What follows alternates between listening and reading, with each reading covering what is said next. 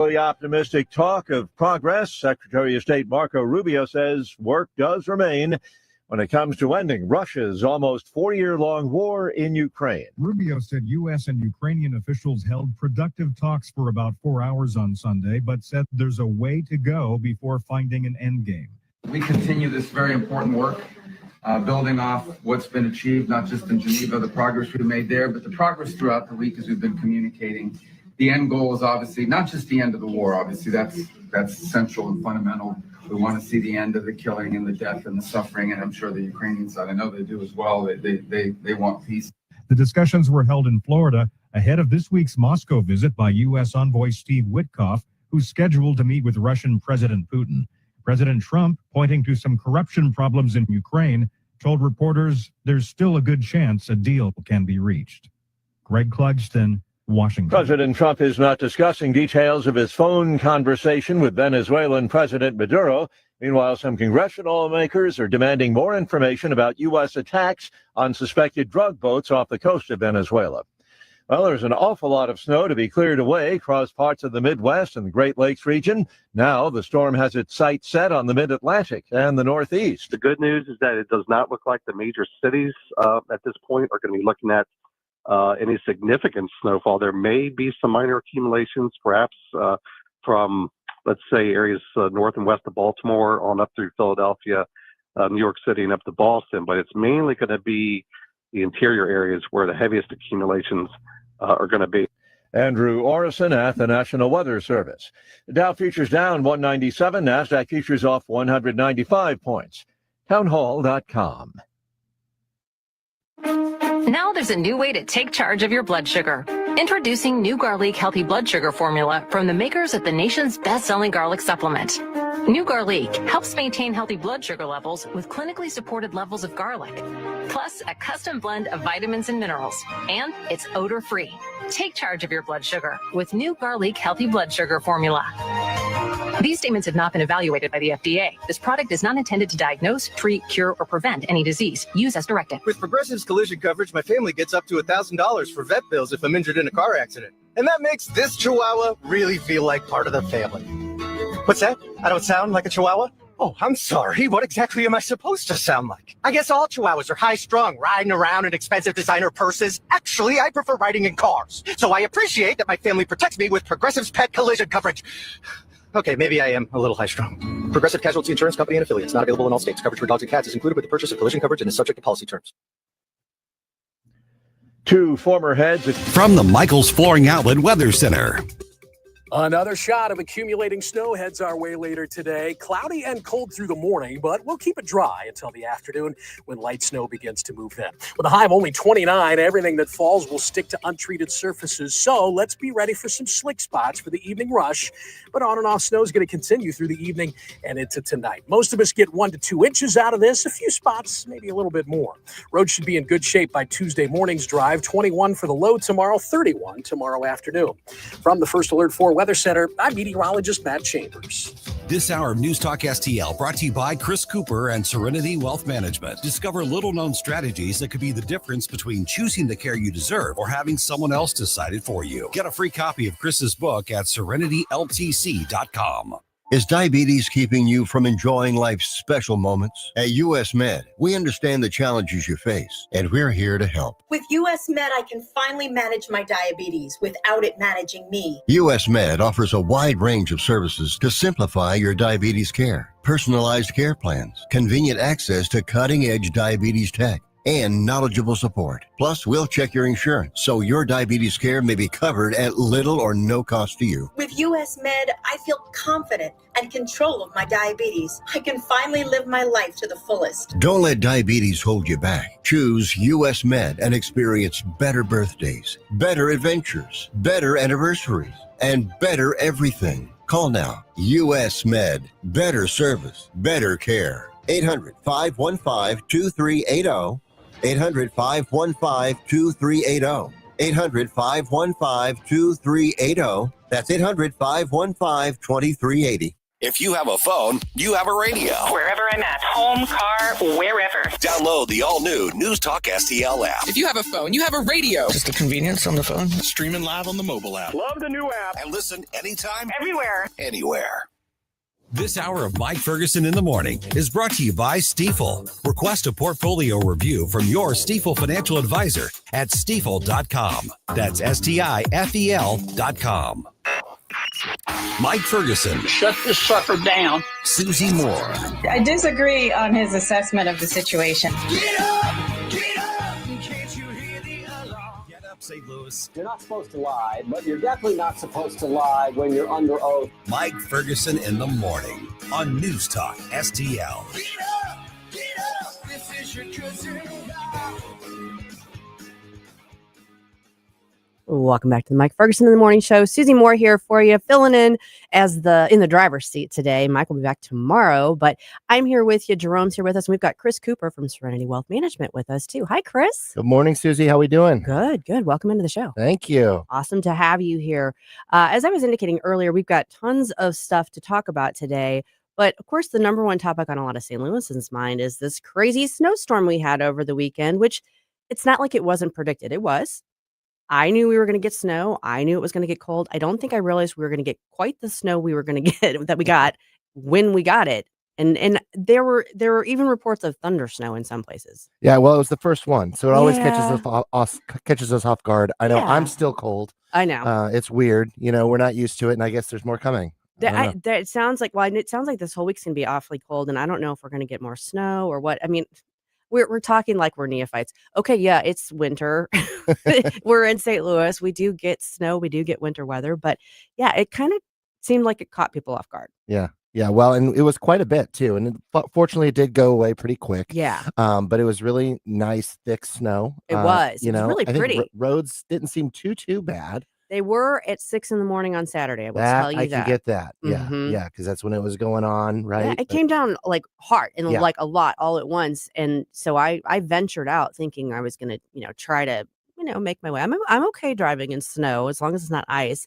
And I got onto Highway 70. I got 2 miles from my house and I was like, this is not happening. Yeah, nope.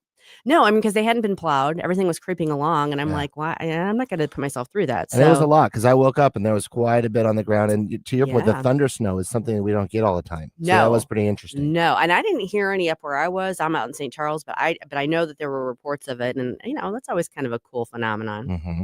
I don't know. But like I said, I guess we're going to have to, since it's December 1st, not like February 1st, I guess we probably need to kind of adapt our mindset. Time to get used to it. Time to get used to it. That's right. I don't like it. I would much rather it be summer. I'm a happy girl when it's 80 degrees and sunny. So I don't know. I probably live in the wrong place, but that is what it is.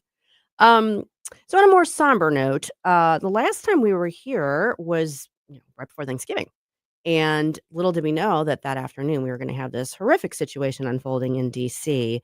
I at first it was really hard to know what to make of it. Was there some sort of confrontation? What was going on? But very quickly it became clear this was basically an ambush situation. And these poor National Guard members, were caught unaware, unsurprised, or unprepared for this. And I know we're still, sorting through it all. Obviously, the suspect has been apprehended. He was shot by another National Guardsman, it sounds like, but he is expected to survive. Unfortunately, one of the Guard members did not survive. That's a horrific story. Found out she's 20 years old. Yeah. Sarah Beckstrom was her name. Both she and her fellow West Virginia National Guardsman, Andrew Wolf, I think is his name, and he's 24, were seriously injured. She succumbed to her wounds. It sounds like he's hanging on, and they're hopeful that he will pull through. But I don't even I didn't even know where to begin with how we process this. Yeah, it's tough. And right next to the holidays too, which, it's never great, obviously, but this is not what we expect. And these folks are just out there trying to keep people safe. And that's serving our country, trying to keep people safe. And they have a natural understanding that they're going to be in some harm's way, of course. Sure. But this is not what they expected when they not woke like up, this. for sure, Yeah, I mean, we've seen protests. We've seen sort of situations escalate where there is some confrontation. You hope that it's not going to, devolve into, violence and conflict. But at the same time, there have been heated situations, but not, I mean, this was essentially an ambush. I I know that there's still a lot to be learned about the suspect, Lockenwall. We're getting little dribs and drabs of information. We know he's an Afghan national. We know that he came over after the fall of Kabul, and that he was initially vetted, at least over there, and was working alongside with our forces when we were still there. But that doesn't tell you a whole lot. And from what I don't know about you, but I've been kind of following some of the veterans, like Twitter streams, and realizing that alone doesn't vouch for the person and whether or not they should really be here. Well, well, we all know that the immigration, citizenship, all of those things are not exactly working the way we would like them to in today's world. Yeah, So, especially when you overwhelm the system. It's pretty hard for it absolutely. to function properly. Yeah. And the New York Post is actually reporting that, and I've heard this from others as well, that he was part of the CIA-backed Zero Unit group, and that he may have suffered some sort of mental trauma of some sort from being involved in those, conflicts and stuff. But at the same time, this is America. This is not supposed to be the kind of thing that happens here. Yeah. And it's just very heartbreaking and very tragic that we are putting people that should not have to expect armed conflicts and ambushes into cities, essentially, where that are behaving like almost combat zones at this point. I mean, Chicago's like this, New York City's like this, parts of California, St. Louis especially. I mean, why this is not something we should be accepting or tolerating in a first world free society. And there's so many questions. I mean, from what we know, the guy drove across the country from Washington State to DC. If his aim, if his motive, if his goal was to confront National Guard forces, they're around. I mean, they're not. You don't have to go across the country to encounter them. If they hadn't been there, would he have just gone after tourists? It's right before Thanksgiving. There's people visiting DC, visiting family. There's just so much that we don't know. And the other thing, let's assume for argument's sake that he has experienced trauma, as many of our veterans have. That might explain why someone is having difficulties. It doesn't explain why they decide to travel across the country and target people. There's just so much that doesn't add up here. Yeah, and I've met people, and including my stepdad. He had a little bit of PTSD from his time and serving overseas, and I can understand in a moment if something happens in a moment and you have that sort of wig out moment. That's one thing, you snap. But nobody. I don't want to say nobody. I'm not a counselor or therapist, but it is very unusual that somebody would have a moment like that and then still get into a vehicle and travel across the state to then attack somebody completely on the other side of the country. That's just none of that makes sense. Strange. Kristi Noem, Secretary of Homeland Security, was on a lot of the Sunday shows yesterday, a couple of the Sunday shows yesterday. And, one of the things that she said is that they're obviously looking into his background, but they believe he was not thoroughly vetted before he came here. But they believe he was radicalized after getting here. Now, I don't know what they're basing that on, and I don't know by whom or what. I mean, there's obviously a lot of questions. We haven't had a press conference from them really since Thursday, I think. So I expect maybe we'll see some more today. I know they were executing search warrants like in Washington and San Diego. They were kind of all over it. This guy had a lot of electronics. He had a lot of contacts. So I know that they're running this down, but it leaves so much. I don't know. And the thing about the discussion that arose almost immediately after was this notion from the left that, if the guard hadn't been there, then this wouldn't have happened. Yeah. Like, no. No one's presence legitimately provokes someone to attack and shoot at them. No. That's not the way that works. And you don't get to make their skirt was too short argument about guardsmen that are just performing their duties, just standing around in a city. It just doesn't make any sense. Well, and I'm always afraid, first of all, I hope that people that are officials know more than what we do at all times. Yes. And I'm okay with that. That doesn't bother me. I think that their great transparency is wonderful, but you know what? You should know more than the general population. And so I'm hoping that some of the details that we do not know are going to be coming out with much more information at the right time, with the right, truth behind it. But Yeah. my big fear also is this is one of the first times we've heard of an act like this that has come out with this type of situation. Is it just one of what's going to happen next? And does that allow other folks to start escalation along that same front? Because we know we have crime in a lot of these cities that Jerome even mentioned a little while ago. We've got to get that under control.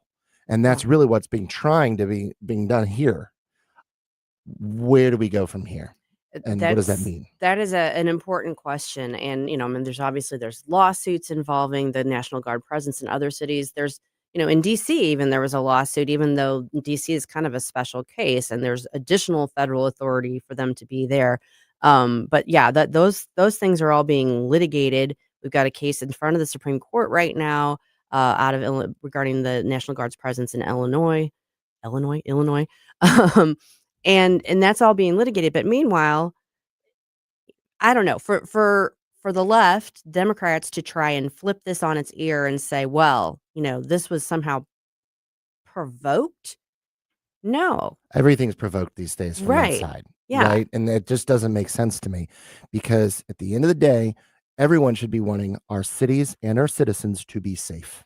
Absolutely. I do not know why that is not just a common ground point. It just doesn't make sense to me. No, I don't either. And I understand the importance of noting that we don't want government overreach. We don't want to live in a police state. I get that. But we also don't want to live in a crime state. Right. And there are tools, there are mechanisms that we have to help kind of tamp that down.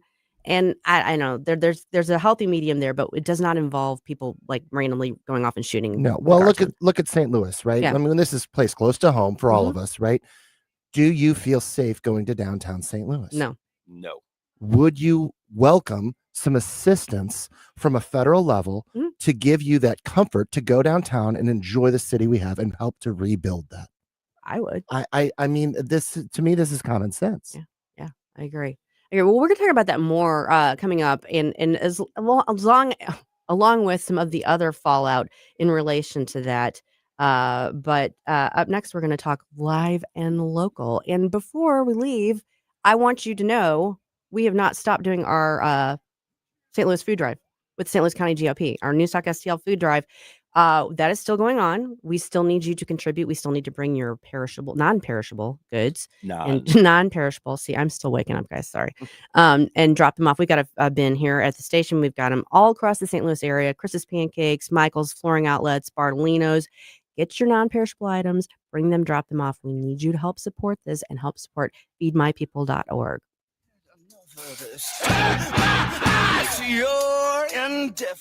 Mike Ferguson in the morning. Always be yourself, unless you suck. On News Talk STL. Kathy Connor from Connor Roofing is here. Kathy, how you doing? Good. Hi, Vic. You know, when you need a roof, I don't want to call a stranger. I want to call you. Yeah, thanks. At Connor Roofing, we're more than just a roofing company. How long have you been doing it? Since 1993. And year after year, storm after storm, you guys are always there. Because this is our home too, Vic. Our kids go to school with your kids. We cheer for the same teams. Go Blues! So support your neighbors. Call Connor Roofing at 314-375-7475 or CONNER roofing.com. Thanks, Vic.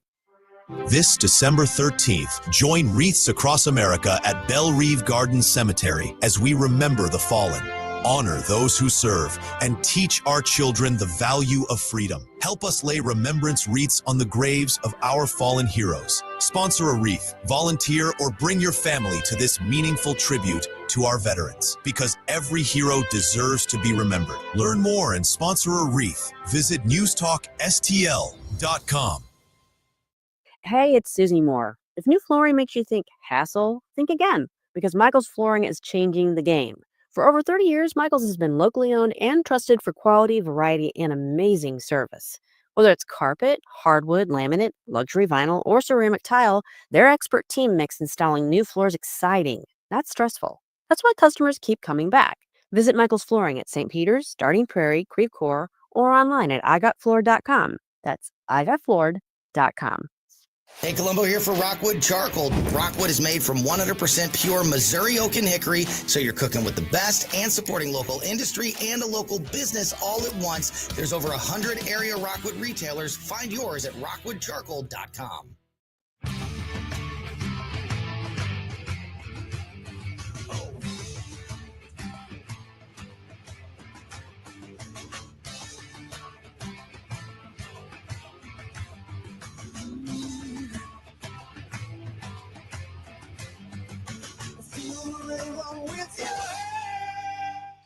Hey, Chris Arps from the Tim Jones and Chris Arps Show. Make sure that you're listening to our show this afternoon from 4 to 6. Now back to the Mike Ferguson in the Morning Show.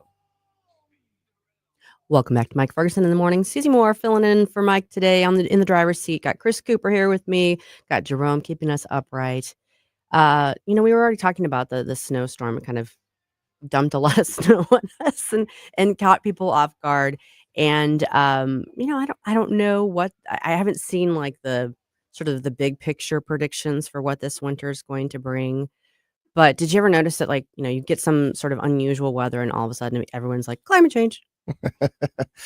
Didn't I read an article that the ice caps actually increased this year? I wouldn't be surprised if that is the case because they're starting to shift the narrative to, well, now we may have some abnormal cooling. Yeah. I know exactly what you're talking about. And yes, it was a funny, the first reports that I was seeing actually came out of the tail end of the Biden administration. And it was like for the first time in a while, the ice caps are actually refreezing. And it's like, aren't we supposed to be worried about them melting though? Yeah. Yeah. And yeah, no, for those that don't know, climate does change. Yeah, it's normal, right? Yeah. That's what if it's not changing, we got a problem. that's what it's called seasons. It's called, the ebb and flow of life. The thing that you knuckleheads should be worried about is the pollution and all the byproducts of some of the stuff that we do. And nobody seems to care about that because you can't tax that. You have to say, stop it. And nobody wants to say, stop it to the people doing it. Right. Well, it is interesting. And I don't know about Jerome. I know you kind of check out this sort of stuff. So maybe you've been paying attention to the coronal mass ejections from the sun. Is that something that you track?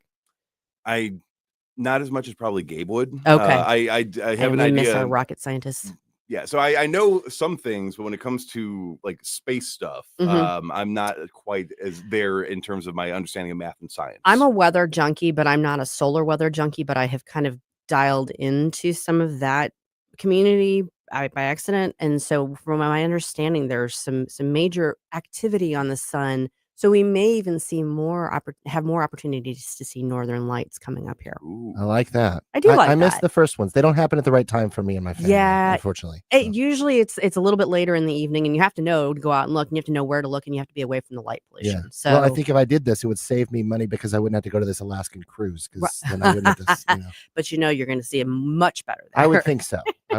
You might. Well, so that's nice, definitely local. But I just was thinking in terms of the different weather conversations that we're having, and as we head into the holidays, it's going to be interesting to see how much of that we see. One of the local stories we have been talking a lot about lately, loaded dice. Sheriff Alfred Montgomery, he had his big Quo Warranto trial that ended last week. And Chris, I don't know how closely you've followed this. Not being no longer working in the city, I haven't followed it as closely, other than just to kind of talk about it here on air. But it has been interesting to watch that. Now, this is not his criminal trial. This is just to see if he's going to be removed from office. Right. I don't even know if there's a trial date. I'm pretty sure there's not a trial date set yet in his criminal trial. It'll be after the first of the year. I'm sure of that. But so they had several days of testimony, and you had this sort of battle of wills going on between Judge Stephen Omer, who's overseeing this, and the attorney who's representing Montgomery, who is also himself a former judge. And for me, as a recovering attorney, it was kind of fun to see all the players like, oh, I know that person, and see them duking it out. So they wrapped that last week, I think on Tuesday.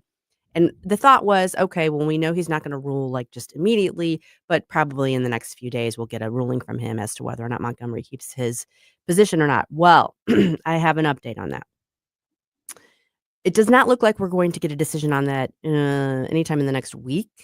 Might be more like 2 weeks. The reason I say that is because according to the court filings, the proposed findings are due on December 12th. And what I'm reading that is that the parties are supposed to submit to the court what they propose the court, like they're each going to have their own version of what they propose the court find.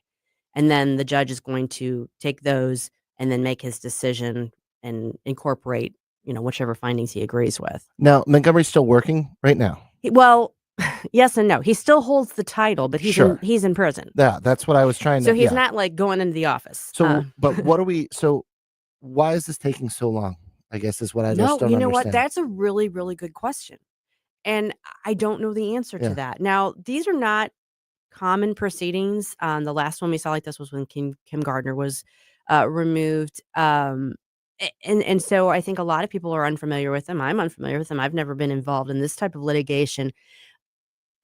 Obviously, it's a big deal if you're talking about removing an elected official from office because But isn't there a code of conduct? Oh, yeah. Right? Yeah. Like, hasn't that already been satisfied? I think that's a good argument for why he should be removed, but Yeah. in terms of the actual process, because when you think about it, the voters installed this person. Fair enough. They chose this person. And so some other official, some other entity, some other government body is saying, no, we're going to say no. Like, Yeah. and, if you polled the voters, they might all agree with it, but you can't have a snap election like that. Right. So it's a process, and there has to be due process. You're talking about taking someone's livelihood from them, and so you have to make sure I's are dotted, T's are crossed.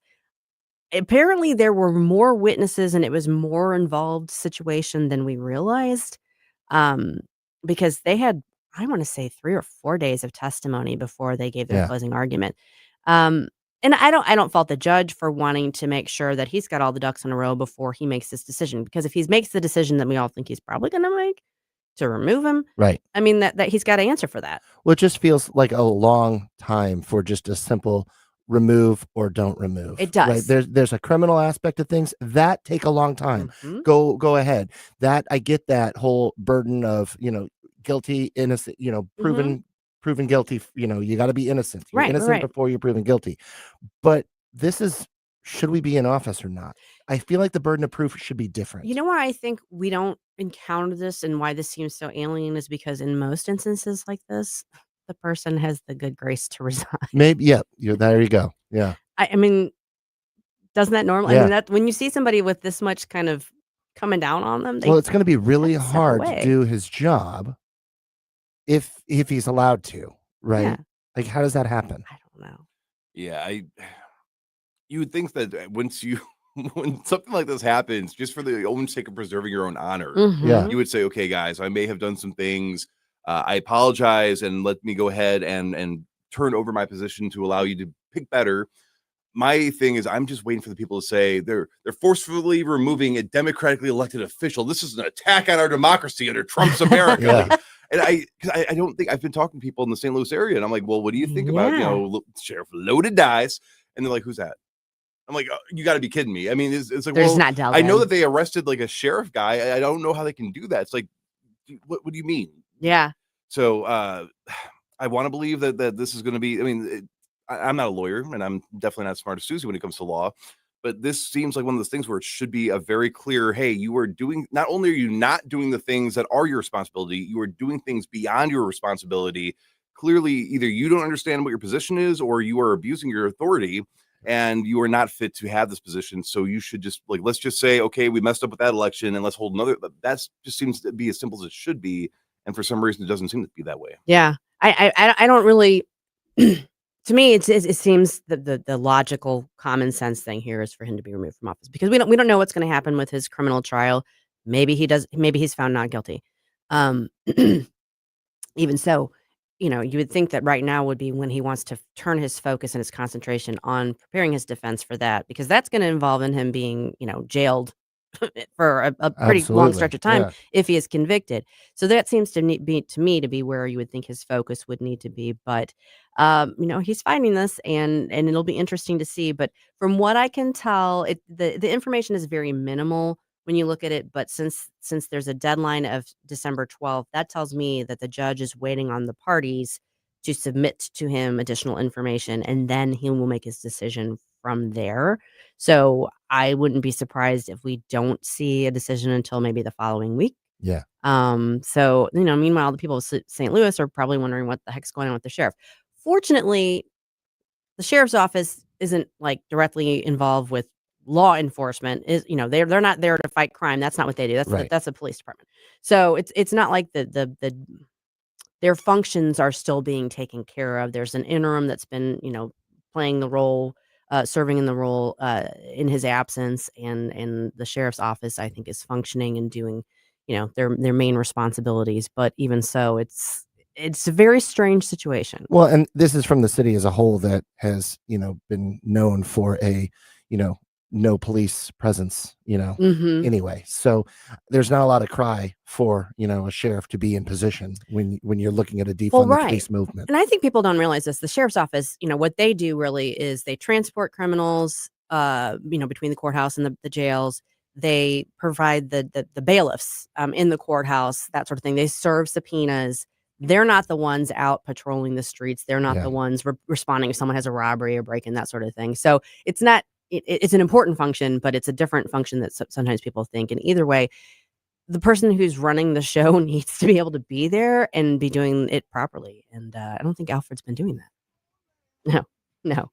Up next, we're going to talk a little bit more about that horrible situation in D.C., the shooting of the National Guard officers, and the kind of larger implications for maybe our immigration policy here in the States. Up next.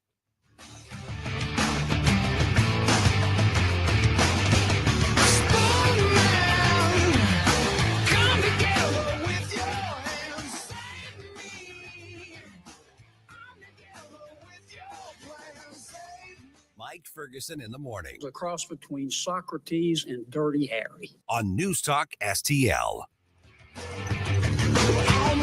All the information I need on the drive to work. Mike Ferguson in the morning. I keep it on throughout the day, whether it's local, national, or something big that's happening overseas. News, analysis, and opinion. St. Louis is #1 for conservative talk. News Talk STL. From the Michaels Flooring Outlet Weather Center.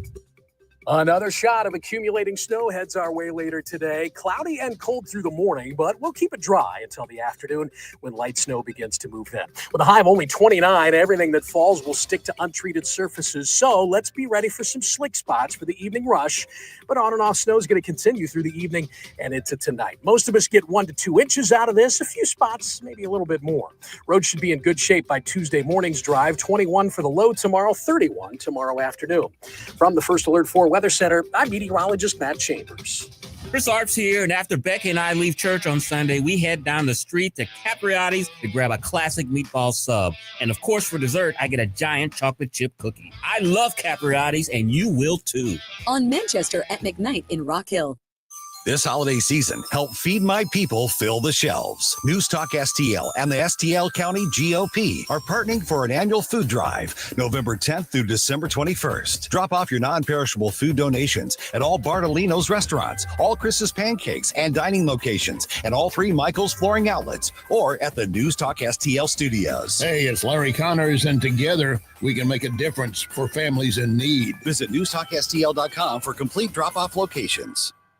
Streaming TV is where it's at. It's not about cutting the cord anymore. That's old news. It's all about your customized TV options. With the best and cheapest high-speed internet and your own TV subscriptions, we've got your dream TV lineup. Between wired and satellite internet and TV, you now have tons of options. Save money and get more internet speed and better TV today by calling the Whole Home Connect. We scan your location and offer you the best TV and internet options. And we always have specials and promotions. So when you call, ask about that. Take 5 minutes of your time. Make this free call now and learn how to save money and get better internet and TV for your home anywhere in the U.S. Make this simple and free call now. 800-257-1632. 800-257-1632. 800-257-1632. That's 800-257-1632.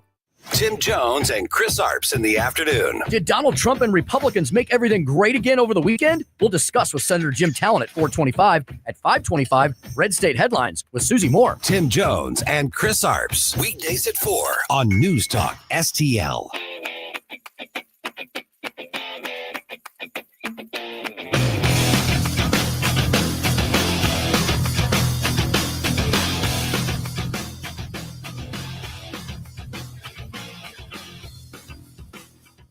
Good morning, St. Louis. Hey, it's Vince from The Vince Show right here on News Talk STL every weeknight at 8. Right now, it's back to Mike Ferguson on 101.9 and 94.1 News Talk STL.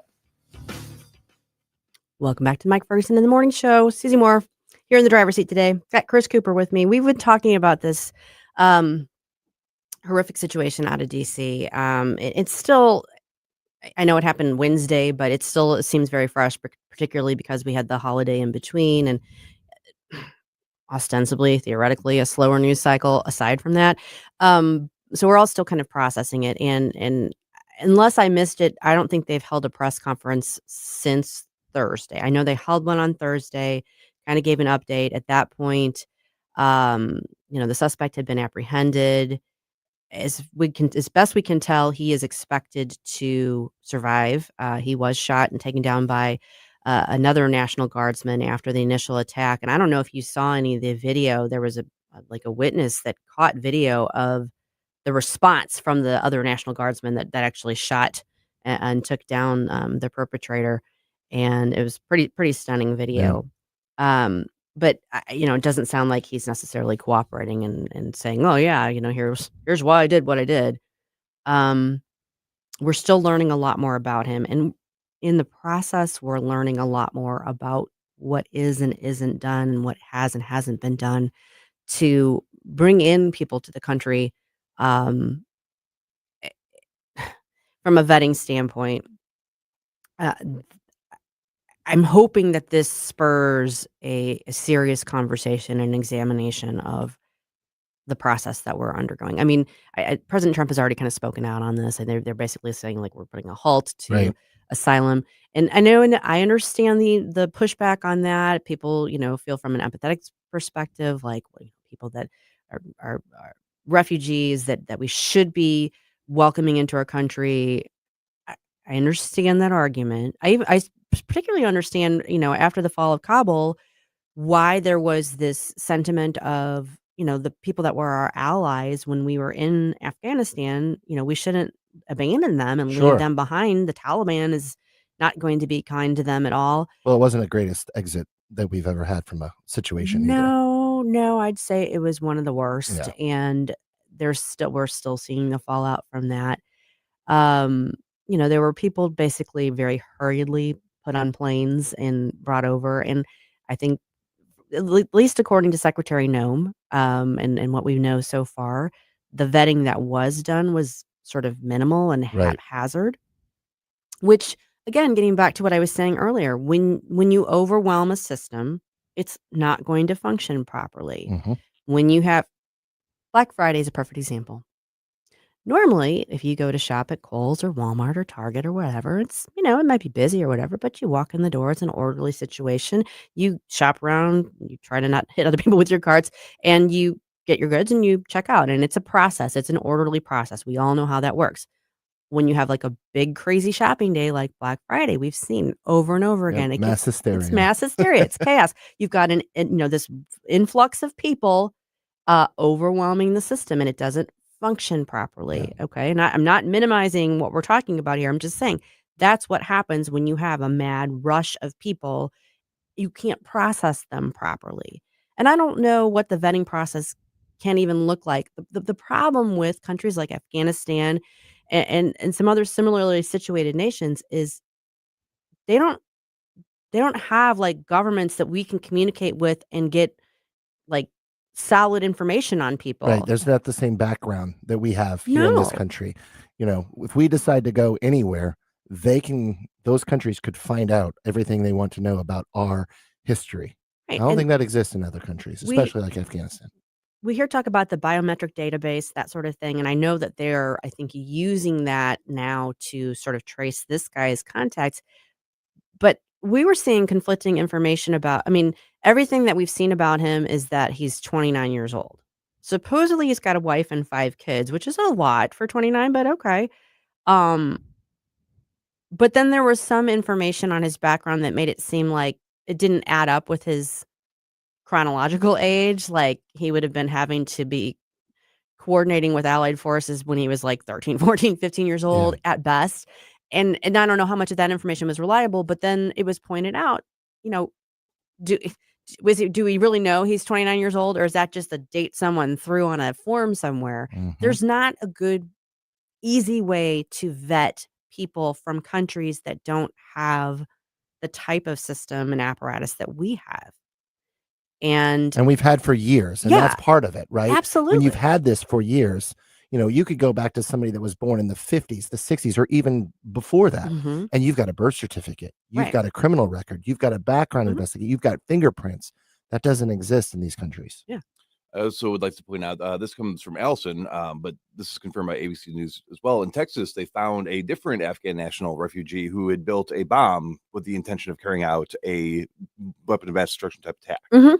So, to what I think you're saying is that, yes, there are nations where the culture is just incompatible. And it should not be controversial to say that. It should be, I mean, if you look at the various waves of immigration that we've had, going back to even Ellis Island with the Italians and some of the Jews and stuff like that, it was people that came here that said, okay, my homeland's gone a little bit nuts, or, the opportunities are not there, whatever the case may be. I'm going to maybe keep a little bit of my identity, but I'm going to embrace this new land. I'm going to fully immerse myself as an American and embrace what this land that is going to provide for me. That I I can just provide hit for on it, right? That's very different. And so that was the thing. And I guess, communication and travel was a little bit differently. So if you were going to go to a new nation, it's not like you could just call up your people back home and then, go on Skype and continue that way. You couldn't just send money back home that way. You really had to say, I'm going to be an American if you came here. You're committing to it. Yes. Yeah. And now we don't have that as much. I was watching this podcast called Whatever, and sometimes it is a little bit misogynistic, but there was this Colombian lady, and the host is saying, look, if a war broke out between Colombia and the United States, who are you backing? And this is a naturalized U.S. citizen. And she says, I would back Colombia because those are my people. And he's like, well, don't you have to take an oath of loyalty to become a naturalized? Right. There's a process to go through. Yeah. Why are you here? And she's like, well, because I want to be here. But my loyalty is with my people back in Colombia. And a lot of people have come forward and they say, no, we know that even legal immigrants are lying about this. So they have no intention. They want to come here for the economic to be a little bit safer, to have better jobs, better opportunities, nicer, a better quality of life. And then a lot of times they're sending money back home, or they have intentions of saying, well, I can benefit from America, but I'm still a Muslim. I am still a Hindu. I'm still whatever in these cultures. That needs to change. And that's where I think the vetting comes in. Are you from a culture where it's okay for you? This stuff is going on a lot, and it's okay for you to do honor killings. You're not allowed to come here. That's not compatible with Western or American values even. Right. I know I think Ilhan Omar is a shining example of this. I mean, she came to America when she was very young.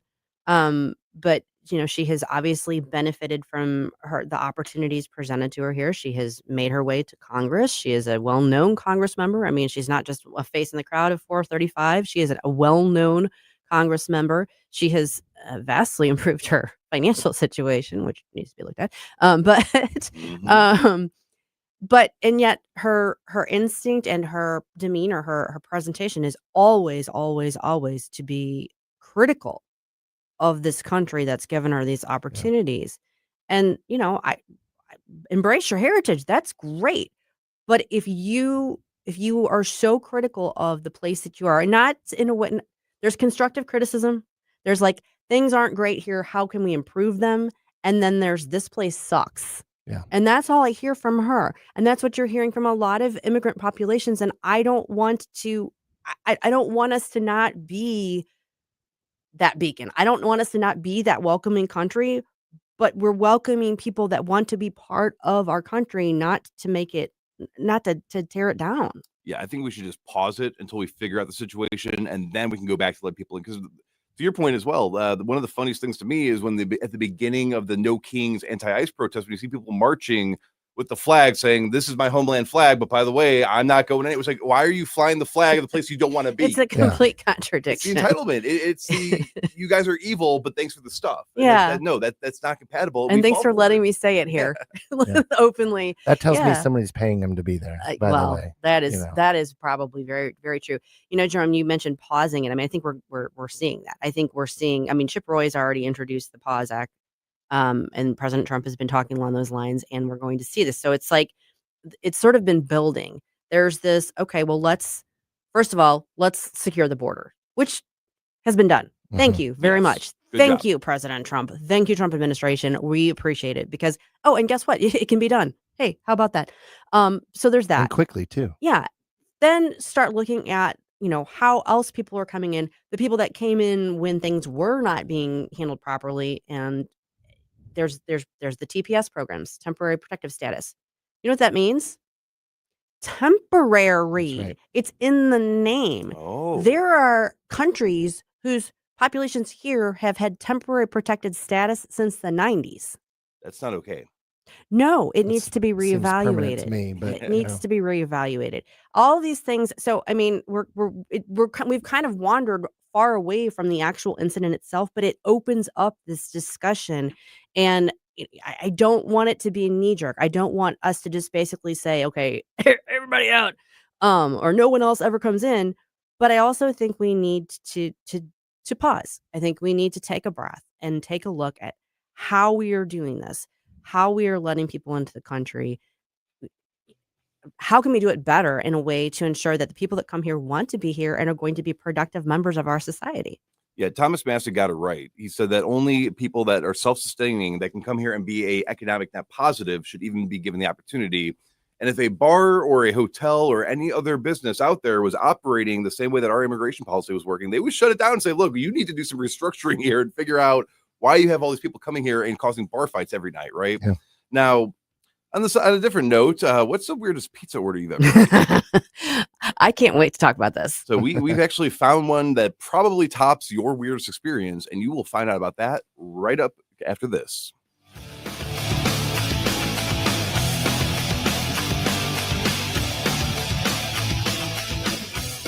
Mike Ferguson here. Retirement should be a time you can relax. No more stress from work. But there's one thing you can't forget about when retiring. That's your money. Do you have enough saved to fund your income for life and keep up with inflation? How will you claim your Social Security benefits? And what about long-term care? The ClearPath Wealth Management Group at Stifel is here to help answer all of these questions. You can hear their latest views on the markets and investing during On the Money, hosted by Stifel financial advisors Bob Stockdale and Eric Robert, every Saturday morning at 9, right here on News Talk STL. They can help you get organized, guide you through critical retirement decisions, and create an investment portfolio designed around your needs. To schedule your free retirement plan consultation, go to clearpathinvesting.com. That's clearpathinvesting.com.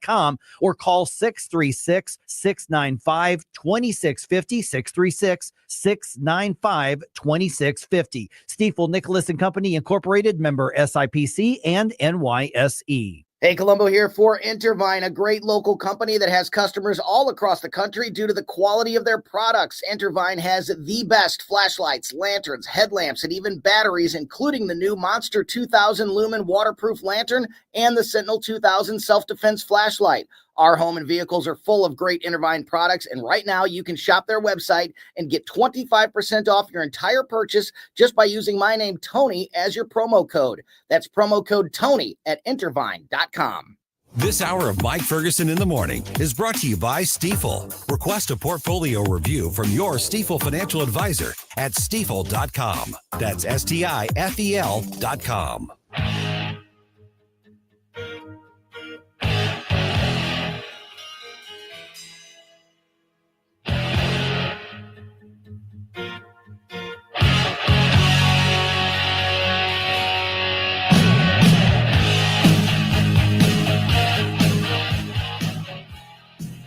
Hey, this is Todd Showalter. Join me for the Right Mind Show on Saturday at 5 as I try to put some fun back into this wacky radio station. And speaking of wacky, let's get back to Mike Ferguson in the morning.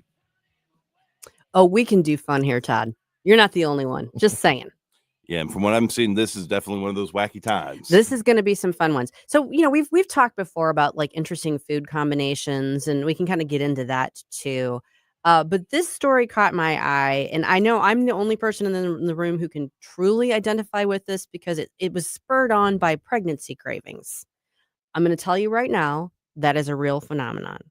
It just is. Your body starts, you're growing another human being inside of it. Your body starts saying, I need this, I need that. And you're like, that seems a little weird, but okay. It's telling you what it needs. For me, it was fried chicken salad, and I have no idea why, but. So my mom, she got grossed out when she was younger by meat. So she became more of a vegetarian until she was pregnant with me. And then she had those steak cravings, those hamburger cravings. And she was like, in a way, I should thank you for being my Raving baby carnivore. because it helps her get her health back in track. Yeah. You're welcome, Mom. And Yeah. I found that over Thanksgiving. It's amazing. Well, and being pregnant with me made my mom completely give up cigarettes because they made her feel sick. So I'll take credit for that. So, okay, ask any person who's been pregnant and they can tell you some of the cravings are they're not so. So sometimes, yeah, they kind of make sense. Other times, not so much. So recently, a guy placing a pizza order for his wife went viral for illustrating this exact phenomenon. This post has been viewed well over 1 million times. He made the following request, and we've got a picture of the receipt. Okay, brace yourself for this pizza. I'm just going to read off the order: a large hand-tossed pizza, triple pepperoni, extra cheese, okay, banana peppers, light jalapenos. Okay, she's not dealing with heartburn as much as I did. Okay, but that's fine. Half chicken, half mushrooms, half caramelized onions, half olives, light sauce. That's a weird one. Very specific. Now, apparently the guy anticipated that whoever received the order would be like, what? And he included a note. It says, bro, yes, I know this looks insane. And you're probably like, who is this dude? I'm the dude who has a very pregnant wife. I'm done questioning what she wants. I'm scared of her. And honestly, you should be too. I promise this is the order. Thank you and Godspeed.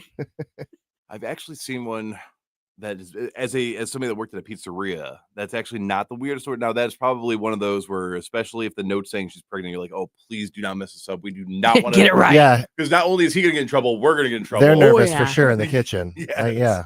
But there's so for those that don't know, you can order pizza with either no sauce or no cheese or both. And so we've had people that they make a note saying like, I am lactose intolerant, but then so they remove like the cheese and they remove the sauce, but then they want like feta cheese. Okay. And it's like, well, that's still cheese. So you have to call them up and say, is this what you? Well, yeah, but it's only these cheeses I'm allergic to. So we've had people where it's like no sauce, no cheese, feta cheese, and then like things that are rolling around. So like beef and olives, and they want it delivered. It's like, well, how do you expect? Like, it's not going to be even pizza. It's not going to stick. There's nothing there to keep it on. Why don't we just send you some dough and some of these other items, the toppings, like in separate little containers, and you can just make the pizza yourself. Yeah, get a Lunchable. Exactly. That's basically what you're getting, right? That's charcuterie, not pizza. But no, I related to this because some of the responses to it were hilarious. I do have to say, one person said, bro didn't order a pizza, he submitted a cry for help. Another one was happy wife, happy life. Yeah. Another, now I like this, says, I know he's your husband, but you got to marry him again. And then the big question, which halves go with which halves? That's what scares me. Yeah. They're like, I would have to make sure I made this phone call because I don't know, based on that order, should the onions be with the chicken or on the opposite side? I don't know. Right. Mushrooms and olives seems chicken and olives, caramelized onions and I don't know. And that was another thing that we would have is people would want it to be. So let's say you have 4 toppings. So they want like chicken right half, and then they would want like pepperoni left half, onions bottom half to overlap with both of them, and then some other topping top half.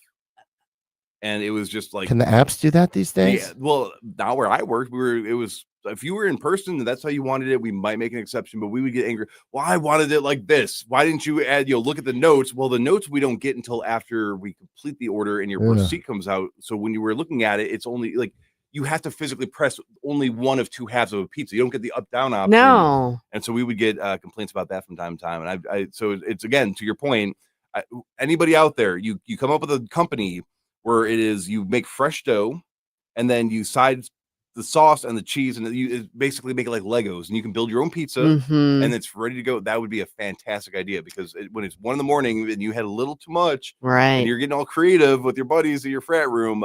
We have no idea what you're even talking about. Listen, Sally, that's what I would say to that. No, I mean, I get being particular, but and actually most companies today, most restaurants that you order from today are actually pretty accommodating. Like it's you have way more options and variety now than you used to. Well, technology has made it pretty easy to show the left and the right side, but I've never tried to do the bottom and the top side of the pizza order before. So yeah, I now mean, it's a weird Venn diagram thing going on of the pizza thing. I don't know. But yeah, and the thing that blows me away is, as somebody who suffered from heartburn terribly when I was pregnant with my daughter, Old wives' tale said this because she had a lot of hair, which she did. Like, first of all, light sauce I get because anything with tomato, any tomato-based anything was like Yeah. deadly. But I don't know how you then go with banana peppers and jalapenos, although it's light jalapenos. But isn't a banana pepper a light jalapeno? That surprised me. It's I mean, it's just a different kind of flavor. It's more Yeah. of a tangy flavor, but I mean, I understand going light on them, but you're still having the peppers. So I don't understand that combination either. Yeah, cooking order. I'm going to make so many pizza people out there upset right now, but so you can have like well done or undercooked Sure. pizza. I've seen And that. we've I've had seen that. people that would call in and say, "Well, I placed a half and half, but can you only do this half undercooked and this half Oh, no, no, overcooked?" no, That's two pizzas, buddy. And I Yeah. was gonna say, I'm like, I don't think you understand how a pizza works. Right. You can let it come out and push it a little bit further back and hope for it. So they're like, "Oh, that's fine, that's fine." We go ahead and we put it back in the oven just a little bit to try to keep. And they're like, "Well, you overcooked one half side of it." I'm like, what do you think overcooked meant? Like, you wanted it well done. That's well done. So Goodness gracious. because they ordered light cheese on the well done side, they ordered extra cheese on they're like, "Well, I kind of like the soupy pizza." It's like, that's no. You kind of wonder. I mean, I want to set aside pregnancy cravings for a second because those are legit, and sometimes they make no sense to you. Even you're just like, I don't know. It's just telling me I need this, but yeah, people, the expectation, the sort of entitlement mentality, like I want this perfectly made to order just like I want it. But now, I don't. That's just not realistic. And I can't be pregnant. For anybody out there, by the way, men cannot get pregnant.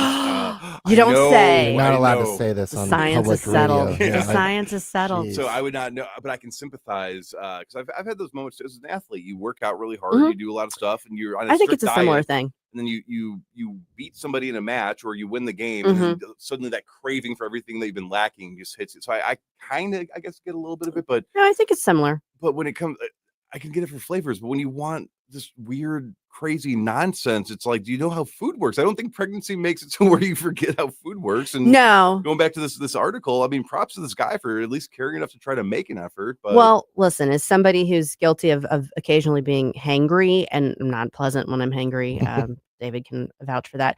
I get it, and the last thing you want is a hungry, angry, pregnant woman. So I have tons of empathy for this guy. I appreciate the way that he put the order out there, and I love that it's gone viral. And I think it was kind of fun to talk about, like imagining what now the question is, was the pizza delivered properly? Well, the only thing we know for sure is that no matter what was done, it was done improper. It was still wrong. It was We know never that. going to be good enough. It was never going to be good enough.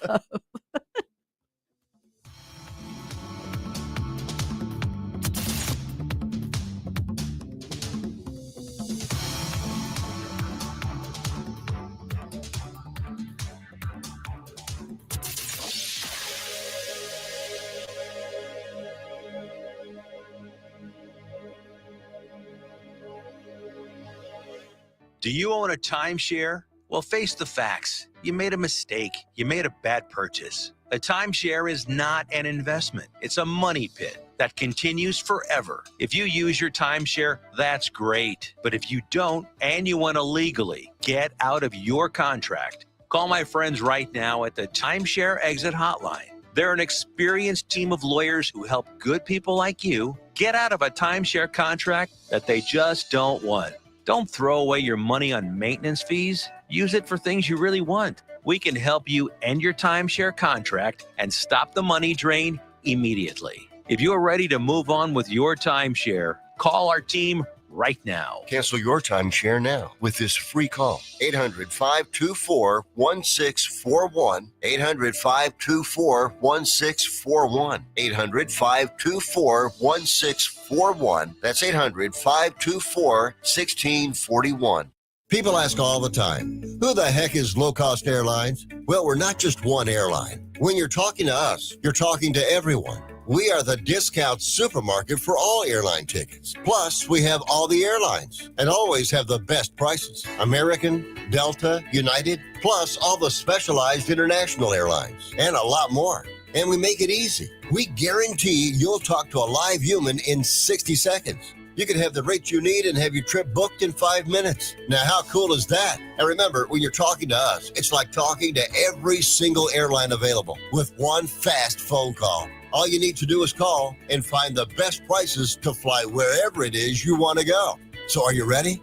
Call Low Cost Airlines right now. 800-515-2397. 800-515-2397. 800-515-2397. That's 800-515-2397. KLGY HD3 Clayton, K270BW Bellefonte, KNBS Bowling Green. This is News Talk STL at 1019, 94.1, and always streaming at newstalkstl.com. Breaking news this hour from Town Hall. I'm Rich Thomason. It is a delayed homecoming for some Thanksgiving travelers. Their plans disrupted by the snowstorm that caused flight delays and cancellations in parts of the Midwest, including Chicago. And now the Northeast preparing for what could be its first significant snowfall of the season. National Weather Service meteorologist Andrew Orison says some parts of the Great Lakes region were hit pretty hard by a weekend snowstorm. We did have areas of Iowa and Illinois that saw over a foot of snow. In fact, we have one report of 15 inches near a place called Fort Dodge in Iowa. Now another storm is expected to develop Monday across parts of the Ohio Valley and the Mid-South, then head to parts of the Northeast. Plenty of snowfall occurring. It's going to be the first snowfall of the season for many of these areas. But Orison says it looks like major cities will be avoiding any significant snowfall. I'm Donna Warder. Secretary of State Rubio says weekend talks on Ukraine, which included President Trump's special envoy Steve Witkoff and top Ukrainian representatives, were productive. But there's more work to be done. This is delicate. It's complicated. There are a lot of moving parts, and obviously there's another party involved here that'll have to be a part of the equation, and that'll continue later this week when Mr. Witkoff travels to Moscow, although we've also been in touch in varying degrees with the Russian side. As the war drags on over the weekend, Kiev was hit again by the Russians. Police are appealing for witnesses of a deadly weekend shooting at a child's birthday party in Stockton, California, to come forward as they continue hunting for a suspect. 3 youngsters ages 8, 9, and 14 were killed, along with a 21-year-old. Wall Street, the Dow futures down 218 points. NASDAQ futures off 239. More on these stories at townhall.com. Right now in war-torn Ukraine, elderly Jews like Maria face a brutal winter and a constant search for food. She's 85 years old and lives alone. Maria is nearly blind and suffers from a broken hip. She's a Holocaust survivor. Her father and her brother were murdered by the Nazis. Maria still lives in her childhood home. There's no indoor plumbing, no heat. It's bitter cold. And today, like yesterday, Maria barely has enough food to survive. Her hunger is unbearable. She prays for warmth, for food, for someone to help her. And this winter, as snow falls and the nights grow longer, her hope fades with every passing day. She feels forgotten and desperately needs our compassion. And that's why I am grateful, deeply grateful for the International Fellowship of Christians and Jews. For over 40 years, the fellowship and their supporters have been used by God to deliver boxes stuffed with nutritious food, cooking supplies, and other essentials to suffering and impoverished Jews like Maria. Support their great work at urgentifcj.org. That's urgentifcj.org. From the Michaels Flooring Outlet Weather Center. Another shot of accumulating snow heads our way later today. Cloudy and cold through the morning, but we'll keep it dry until the afternoon when light snow begins to move in. With a high of only 29, everything that falls will stick to untreated surfaces. So let's be ready for some slick spots for the evening rush.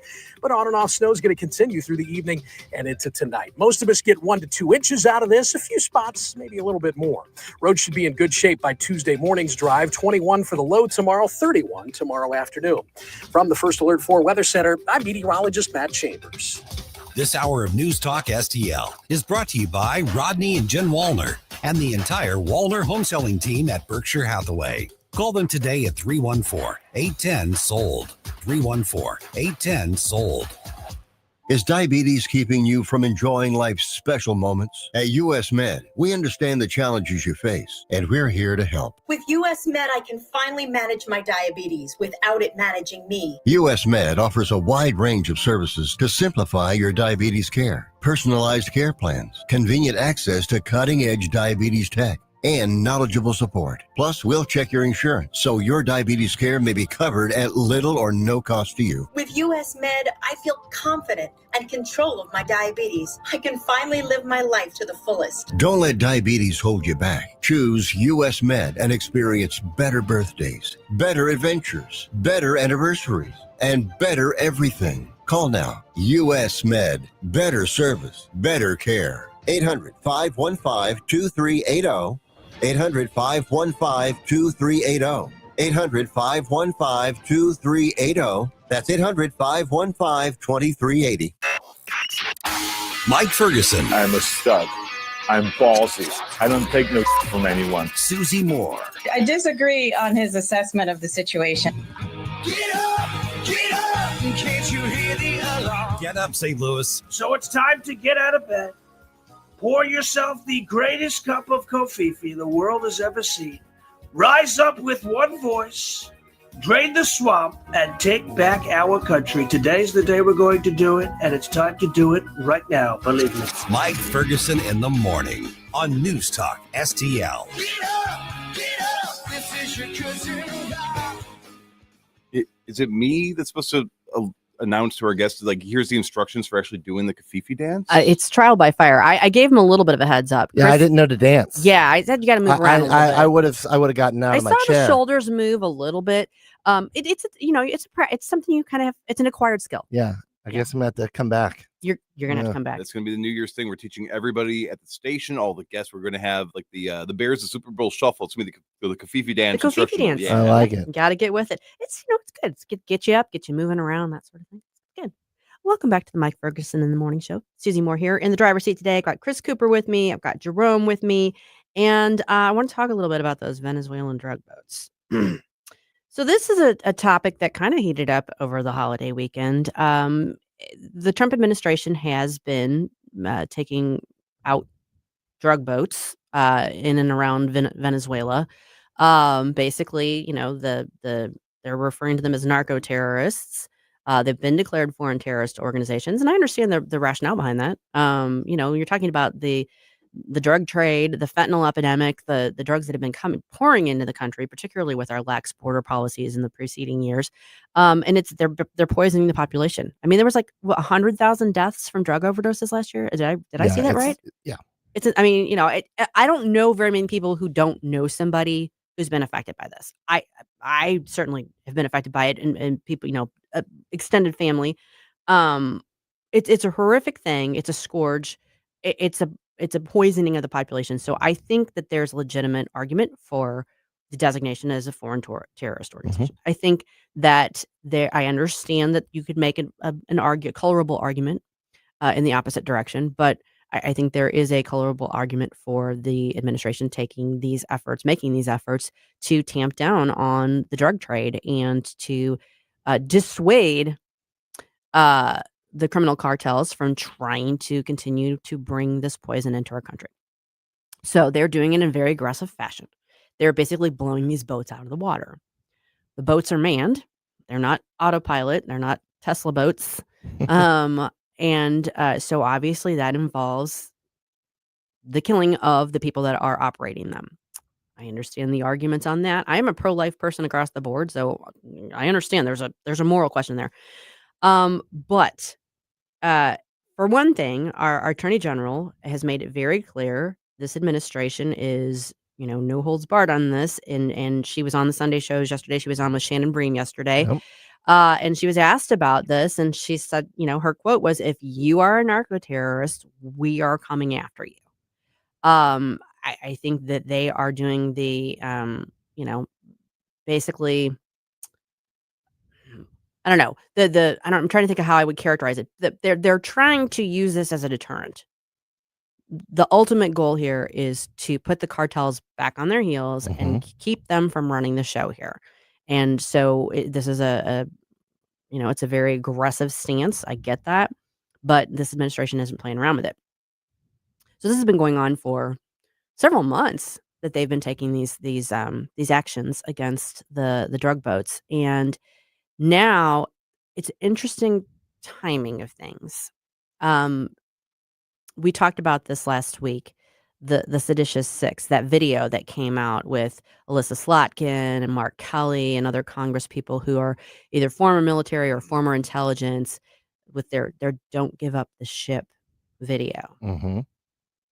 And in that video, they just wanted to remind our military and intelligence community members that, you don't have to follow illegal orders. Yeah, they need to watch some movies about military because I think that people die when you don't follow orders. Well, yeah. So that's And you don't have that choice, I don't think. and interestingly, they're right. They're technically right that if it's an illegal order, Yeah. yeah, you don't have to follow it. You're not supposed to follow it, but those are determinations that are made at a higher level, and that you're not supposed to put that on the rank and file, the troops, Right. to be questioning each order they're given. And when pressed on, okay, what illegal orders are you talking about? First of all, they're like, oh, well, we don't really know any in specific. I mean, we're just saying in general. Well, in general, everyone knows that. If it's illegal, you're not supposed to do it. We get that. Okay, that's pretty clear. So they couldn't, when they were questioned on this video, none of them could come up with an example. And then suddenly, all of a sudden, there's this Washington Post article about, oh, we think there was an illegal order given in relation to one of the strikes on the drug boats. Isn't it amazing how that all just kind of timing wise came out that way? I'm not even presenting it very well, but the timing of it is, it's hard to miss. Let's just say.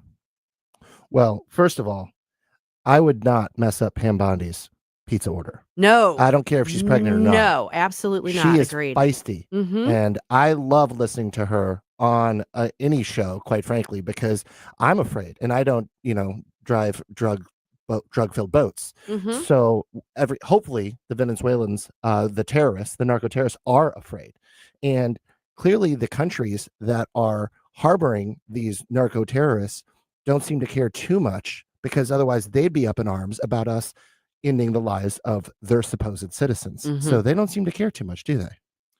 Well, when it comes to the boat specifically, though, from what my understanding is it's not the guys that are like the narco terrorists, which we have south of the borders. Sure. Los Zetas, absolutely. Those are the most brutal people probably in the illegal drug trade right now, like terrifying people. But the people driving the boats are usually either poor people, or it's like, hey, we have your family, you're going to drive this boat, or you don't have a fair. family. But I guess the reason why I'm not as big a supporter as blowing up the boats is, one, I mean, we have a pretty kick-ass Navy, so it's like we could definitely get these guys, figure out where the operations are being like coming from, and get the base of operations. But two, Well, I like that approach. Actually, even better. yeah, say, hey, look, you could have a nice vacation going waterboarding at Guantanamo Bay, or you could tell us where these drugs are actually coming Yeah. from, so we can get the guys doing it. But when we look at illegal drugs and the overdoses, and it's terrible, and I know people personally that are not here because of that. Mhm. It's 100,000, but even with pharmaceuticals, Oh, yeah. prescribed drugs, Right. it's a much higher number, and we're not blowing up big pharma. The people bring the pills to the pharmacies. Well, that's a fair point. So I would argue we could squash this a lot quicker. I mean, and don't get me wrong, those videos of those bloats blowing up, it reminds me, it's like, yeah, get them. But and that's wrong on me probably, but that's that's how it is. It is a cool video, and it does remind us how awesome our military is and our capabilities are, and how, I mean, the intel agencies we have going through and doing that, but we're not hitting them where the production's happening. We're not hitting them where the people that are recruiting the boat drivers are. Yeah. And I think we could do this a lot more effectively for a lot cheaper, because it's not cheap to launch those missiles from the skies. And I think that would be, why are people going for illegal drugs? Why are people actually overdosing? And if you look at the statistics, from at least the ones I've seen, you start off, you go to a doctor because you hurt your back, you have painkillers that feel really good, and now the doctor says, well, your back's healed, no more painkillers. Mhm. And so now you're going to go and you're saying, well, I can get the same thing, same quality from that guy over there, and that's what's fueling a lot of this. Right. No, I mean, there's a lot of issues that all intertwine. You can talk about the economy, which we are going to talk about coming up. You can talk about, joblessness and depression and despair, and how that sort of fosters an environment where people turn to drugs, as a way to cope and dealing with pain, that sort of thing. We definitely need to be addressing it on a multi-pronged front, if you will. And one of the things I thought was interesting that Bondi said yesterday, she said, the Democrats, for whatever reason, they don't want to agree with us. She said, it's crazy. The drugs that are flowing into our country from these terrorists are killing our children And if the Democrats won't protect our children, Donald Trump will by any means we need to within the legal realm of our society. And that's what we are doing. So even she's she's the top law enforcement, top, she's the attorney general. She's emphasizing that they're focusing in on what is legal and what is not. And I don't want to gloss over the fact that, we know that there is strong opposition to this administration. We would anticipate that. But what we're seeing lately, I feel like, is this concerted, orchestrated effort combining Democrat officials, the legacy media, the intelligence community, the part that isn't on board with the administration, I would say. And there seems to be this concerted effort because I don't think you can overlook the fact that the chronology of how these things happen and then how this story comes out, which the administration refutes and says that actually didn't happen. You can choose not to believe them, whatever. But the bottom line is this anonymously sourced story, timing wise, comes out immediately after this video. I don't think you can just chalk that up to coincidence. No, well, and you always see the hypocrisies coming in. Like, how many clips Jerome, you could probably find 15 clips in the matter of 30 seconds of the Biden administration talking about fentanyl being the biggest problem we have as a country. Mm-hmm. Here we are doing something about it. And it's like, oh, no, we can't do that all of a sudden. Because Trump. We could have done this. We could have been doing this for 4 years. Yeah. No, I agree absolutely with that. And again, in places like Portland, Oregon, and places like New York, and places like Chicago, it's gotten so bad. You see the people literally passing out on the streets, standing up. Ugh. And there's a whole trend online of Japan where it's like, look at me, I'm American, and they're waiting for the subway and they're mocking us because they're. And on the one hand, it's gross, but on the other hand, it's like, look, it can't only be the federal government doing something about it, right?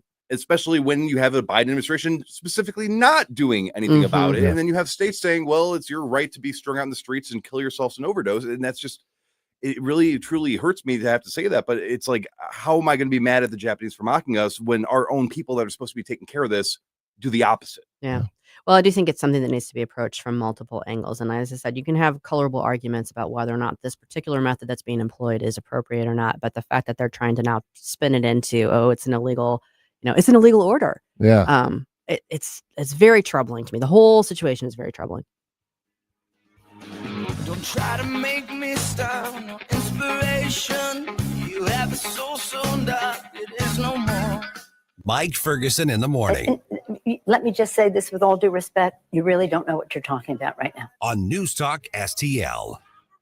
The Vic Porcelli Show. Hey, Ken. Yeah, Vic. I've been thinking about something. What do Jews do on Thanksgiving? On Christmas, they go to Chinese restaurants, right? Let's find out Monday at 10:25 when we talk to Karen Kaplan. Weekday mornings at 9 on News Talk STL.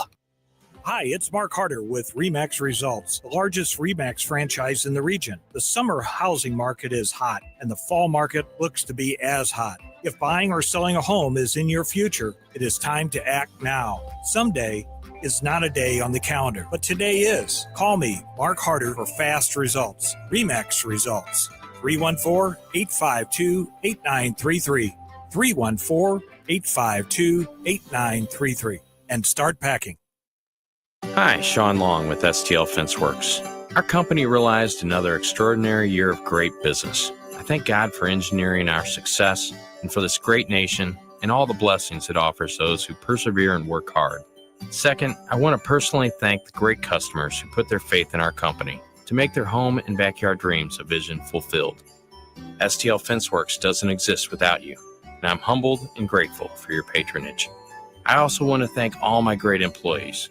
You're the backbone of STL FenceWorks. You make my vision a reality. I'm truly honored to work amongst such fine people.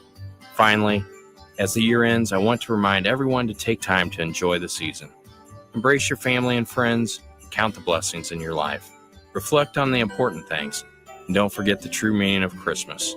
When a baby was born, Jesus, our Savior. On behalf of everyone at STL FenceWorks, have a very Merry Christmas and a blessed and prosperous new year. News, analysis, opinion. They're literally taking the Constitution and putting it in a paper shredder. News Talk STL.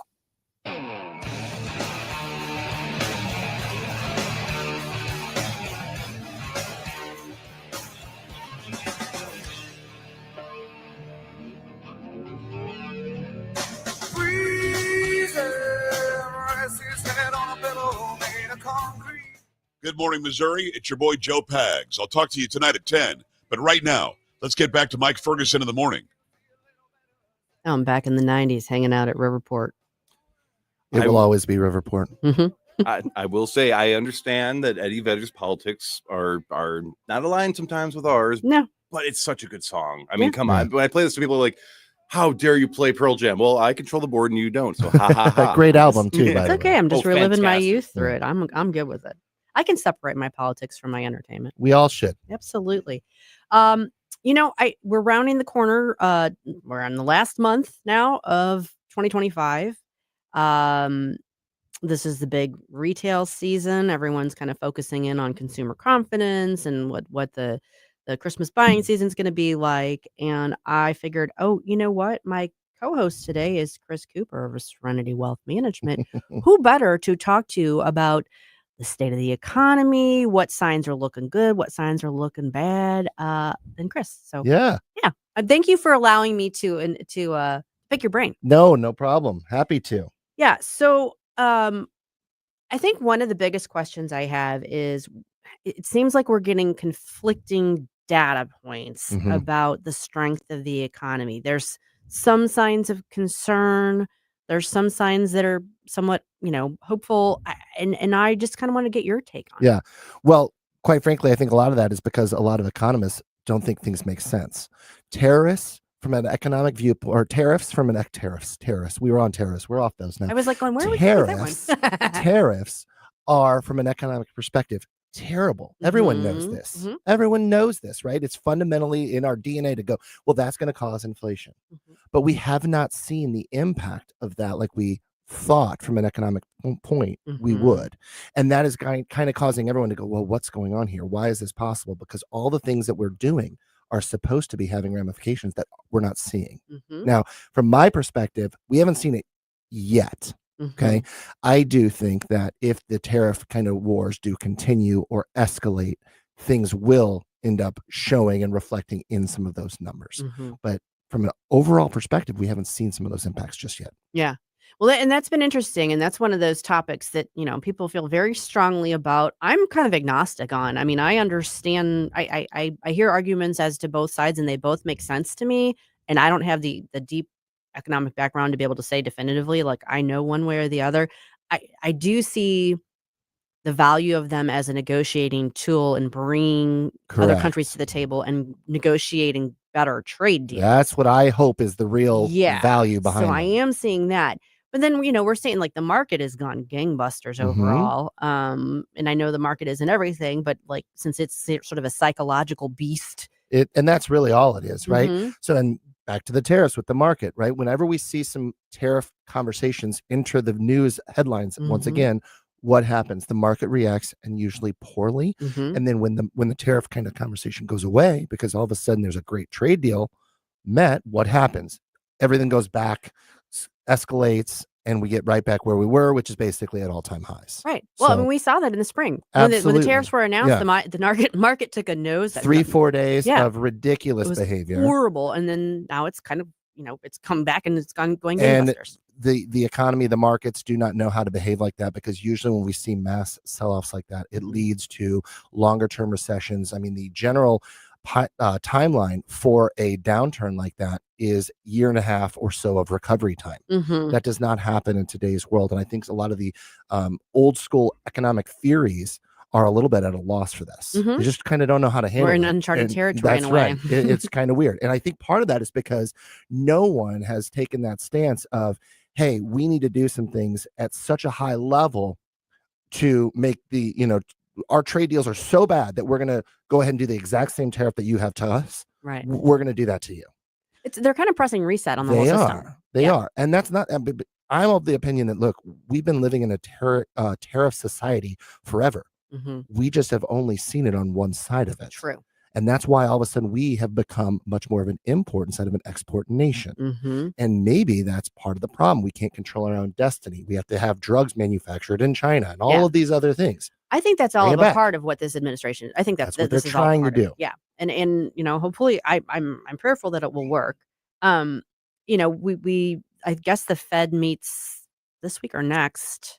Yeah, and I don't that so government delay changed some of the reporting. Yes. But I don't think it's going to change that because I think they got plenty of time. So Mhm. there is baked into a lot of this is interest rate reductions, and Right, we've which we seen that, anticipate is right? gonna come again. And markets usually react based on anticipation. So I don't anticipate or I don't see any huge change in that because I think that some of the whole arguments back and forth between who's got the power, the president doesn't have the power of interest rates, I do, blah, blah, blah, blah, blah. That's just a bunch of grown men fighting. Mhm. I think some of that has kind of been put aside, and we see some of that interest rate reductions that's have taken Right, place. right. So that's a good thing. I think interest rate reductions is part of this whole view of the economic system that the president is looking to achieve.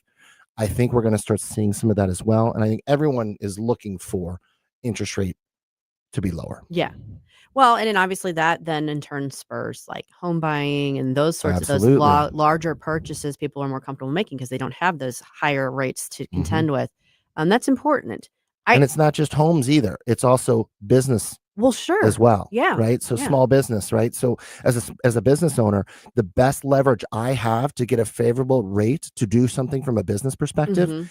is to utilize my house as an asset to have collateral in order to fund my business Good ventures. point. Yeah. It's huge for the economy, and we need to think about it like that. And that is what the president is trying to do with some of these things. And that's why he tends to say, I want the interest rates to be lower. Right. You know, he might not have per se the exact authority to make them lower, but if people would understand that that's what he's trying to do, it would be really good for America. I don't think anyone's ever convinced Donald Trump that he can't speak things into existence. Good luck trying. Well, look at his background. He's a real estate guy, Yeah. right? Of course he wants lower interest rates. Absolutely. Absolutely. That makes sense. One of the things I saw discussed, particularly when we were still in the shutdown, thankfully that's in the rearview mirror, was the fact that, the longer it dragged on, the more likely it was going to drag GDP down for the fourth quarter. And I think we probably are going to end up seeing that to a certain extent.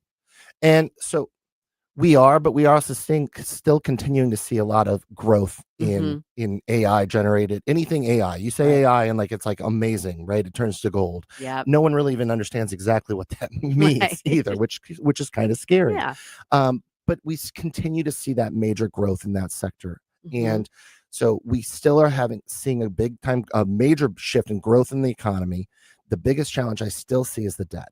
Mhm. We have this huge, massive national debt that continues to grow and grow and grow. And everyone says, oh, it's this government spending and President Trump. No, every administration is going to see an increase in the national debt unless we stop government spending. Mhm. And that's why everyone's all up in arms about Doge and all this stuff and all these cuts. Well, guess what? The government was just shut down for a record period of time. Mhm.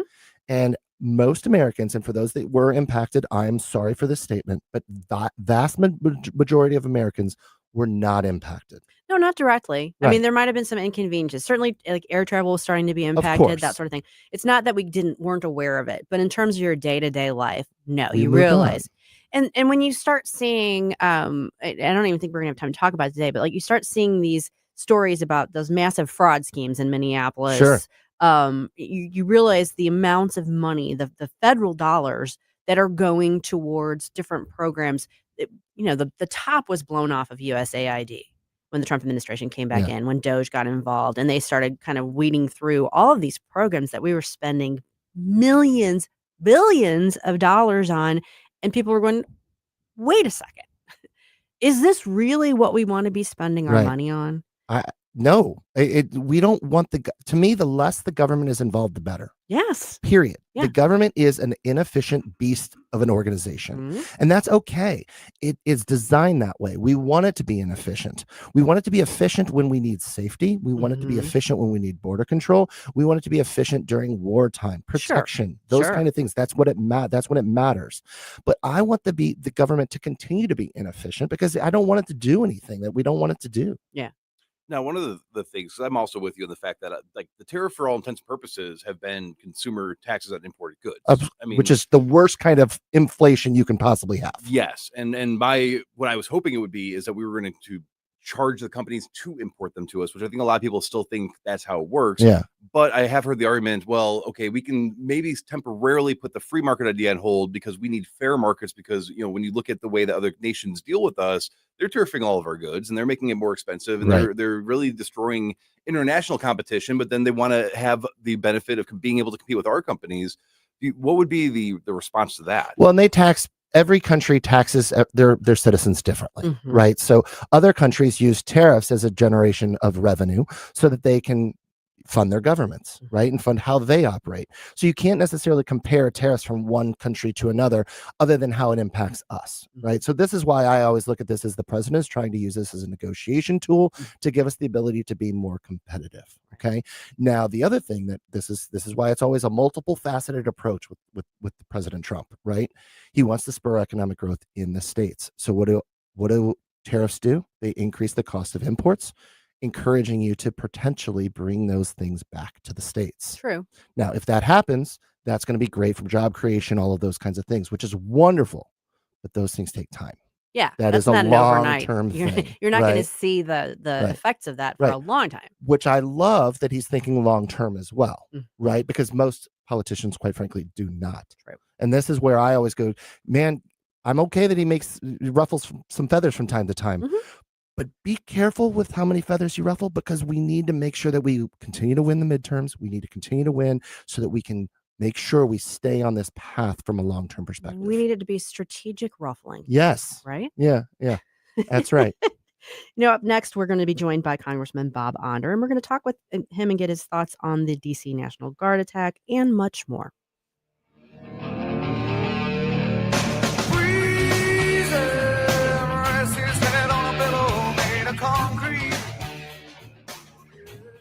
Mike Ferguson in the morning. I've driven all over Washington, D.C. I cannot find the money tree. On News Talk STL. From the Michaels Flooring Outlet Weather Center. Another shot of accumulating snow heads our way later today. Cloudy and cold through the morning, but we'll keep it dry until the afternoon when light snow begins to move in. With a high of only 29, everything that falls will stick to untreated surfaces. So let's be ready for some slick spots for the evening rush. But on and off snow is going to continue through the evening and into tonight. Most of us get 1 to 2 inches out of this. A few spots, maybe a little bit more. Roads should be in good shape by Tuesday morning's drive. 21 for the low tomorrow, 31 tomorrow afternoon. From the First Alert 4 Weather Center, I'm meteorologist Matt Chambers. Dr. Draghi and his team at Esquire Sports Medicine get pros back on the field, so they can certainly help you. You need an MRI, X-ray, CAT scan, pre- or post-surgery treatment, rehab. The chiropractic physicians at Esquire can help you or connect you to experts you need. And I know you're hurting right now. You don't want to wait. Esquire sees new patients often within 24 hours. EsquireSportsMedicine.com. Larry Connor's commentary, brought to you by Vincent's Jewelers, offering a wide selection of jewelry, including lab-grown diamonds, affordable earrings, bracelets, necklaces, and rings, up to 75% off their natural counterparts. Visit VincentsJewelers.com. This is Larry Connor's commentary on News Talk STL. It is a known fact that terrorists know how to carry out mass murder. But lately, we're also realizing they know how to carry out massive fraud. Case example, the backyard for Somalia immigrants, the state of Minnesota.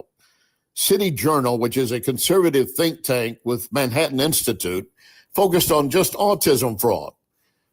Some cases were real. Many were fake. Others were simply exaggerated, all to get money. And in some cases, the families were promised $300 up to $1,500 a month if they would simply enroll their child in the state Minnesota autism program. How did those numbers go? Well, in 2018, $3 million paid out by the state. By 2019, $54 million. By the end of 2023, $400 million.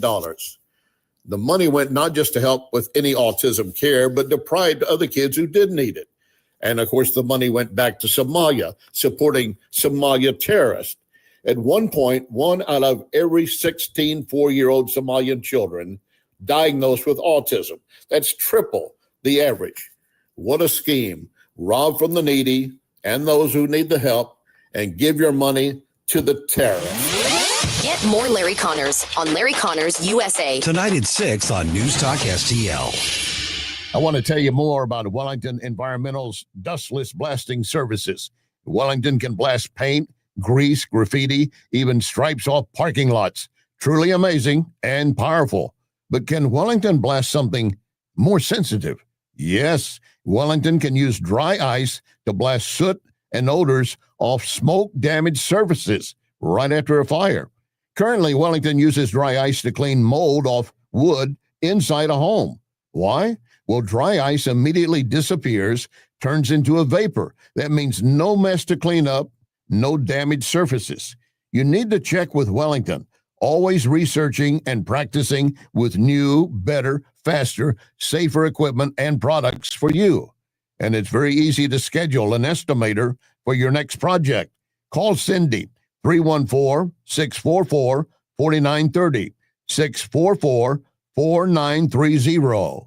Be well with Wellington. Now you can fly anywhere in the world and pay discount prices on your airline tickets. Book a flight today to London, Paris, Madrid, or anywhere else you want to go and pay a lot less guaranteed. Call the International Travel Department right now at Low Cost Airlines. 800-515-2397. 800-515-2397. That's 800-515-2397. I think you're a little confused. News, analysis, opinion. I've got something to say and I can't hold it any longer. 101.9 and 94.1. You won't hear the truth anywhere but here. News Talk STL. News Talk STL.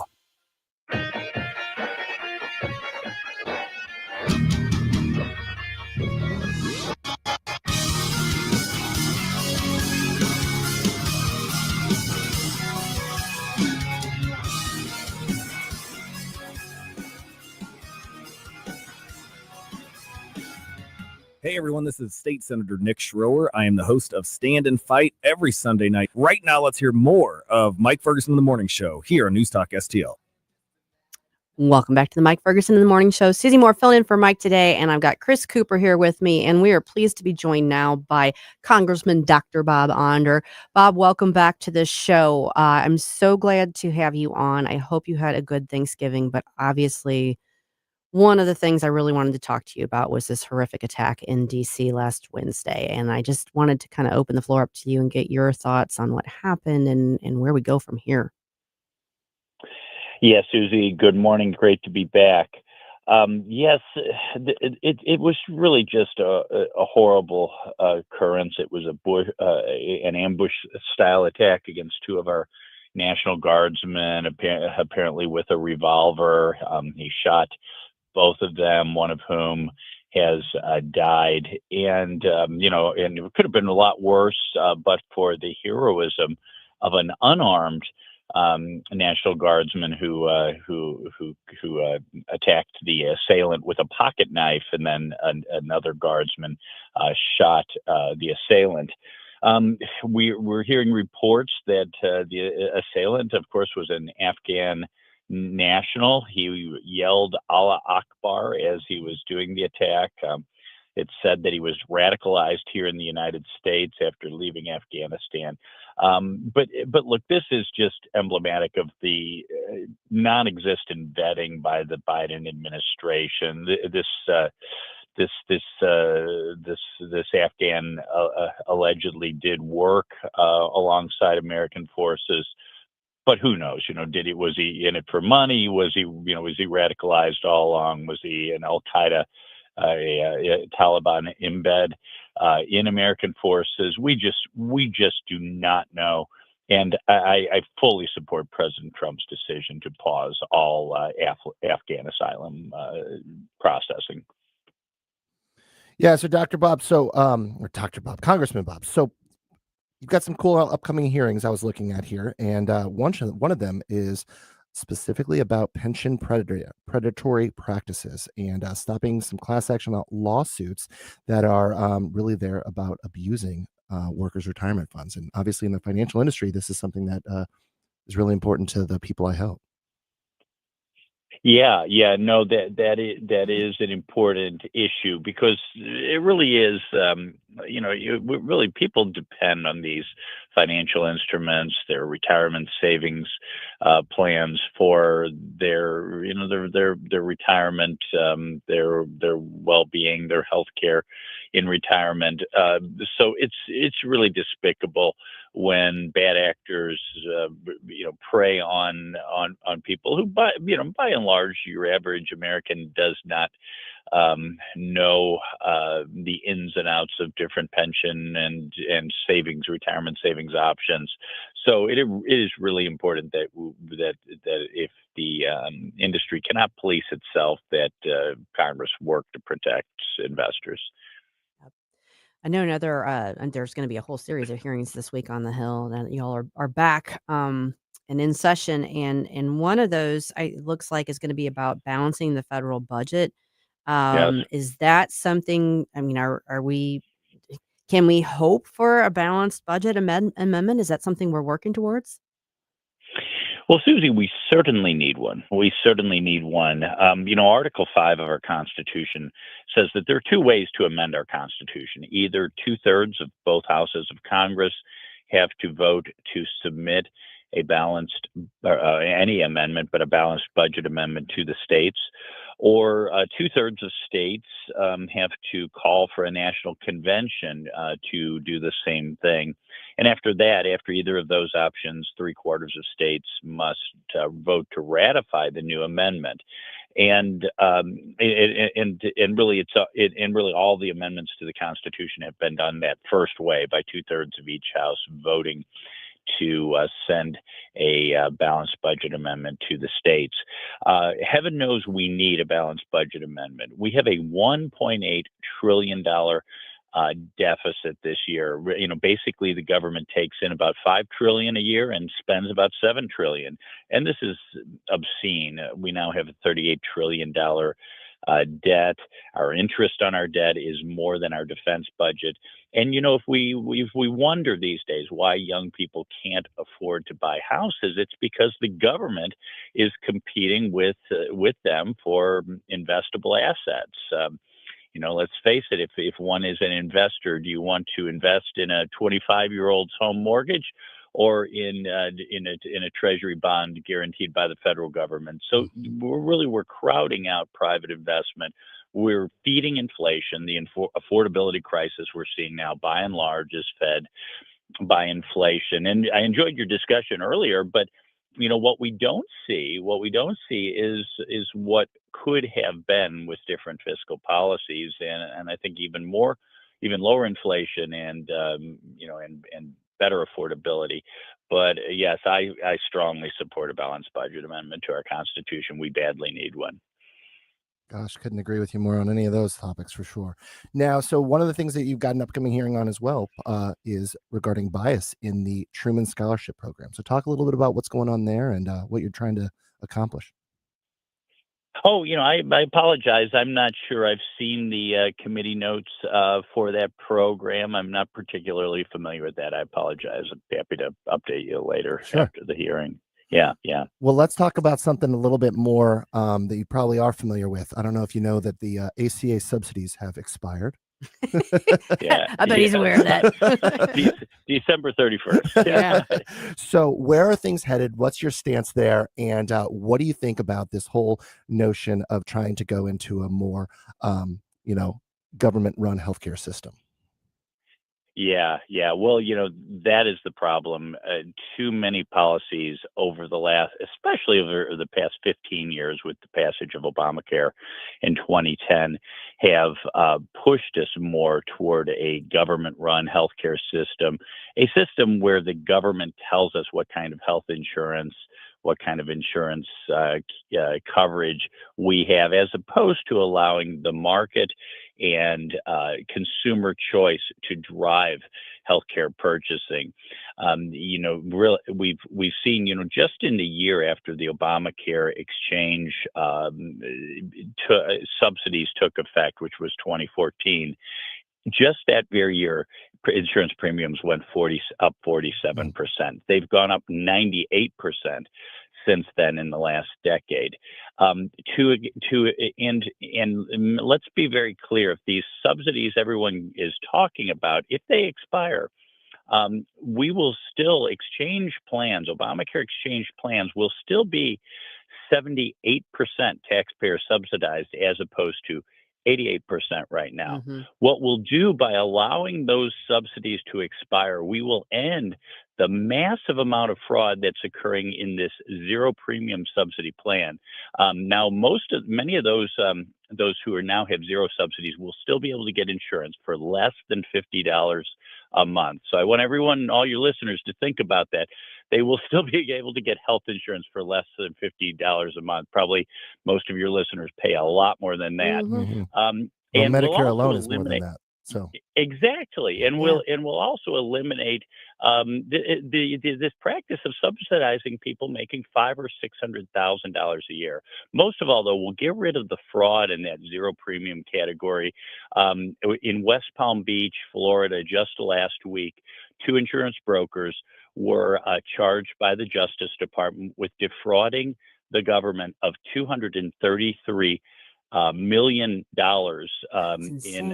in bogus premiums. So we need to fix this problem. We don't need to double down on failure by pouring more money into a failed Obamacare system. Well, and I am on ACA as a business owner, and Yes. I can tell you 26% is what my premiums are going up, and I do not get subsidies. Right. I'm not able to do that, and so I see the full brunt of that. And I'm also, knowing how things really work, it's not free. It's Obamacare No. never really reduced costs No. of premiums. It just was subsidized, and so it's not fixing the root of the problem. Again, in the very first year, premiums went up 47%. What we need to do is allow more consumer-driven, market-oriented health options, like short-term health plans, like association health plans, like enhanced health savings accounts, direct primary care, and real also bringing more transparency to healthcare. I think people live in mortal fear that they might have to go to the ER, not knowing whether their sprained ankle is going to end up that they feel like they need X-ray just in case it's broken, whether it's going to cost them $500 or $5,000 or $50,000. We need people to be able to know what they're going to be paying when they access the healthcare system. Absolutely. Well, Bob, now that you're back in the swamp, what should we be looking for this week from you, and what should we be keeping our eye on?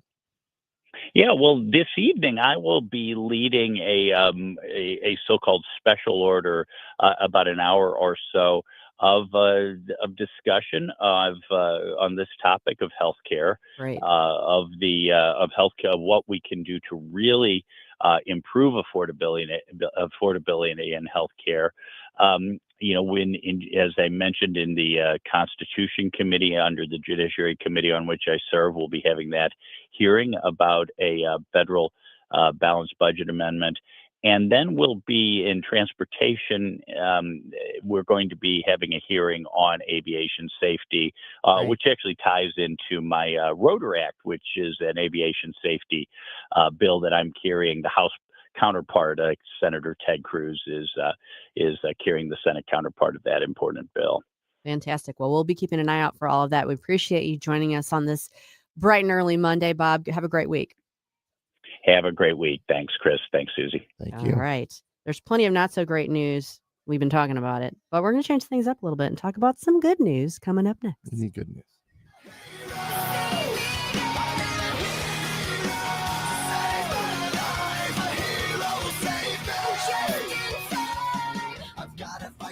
Susie Moore You're trolling folks and trying to find migrants to play political games. on Newstalk STL.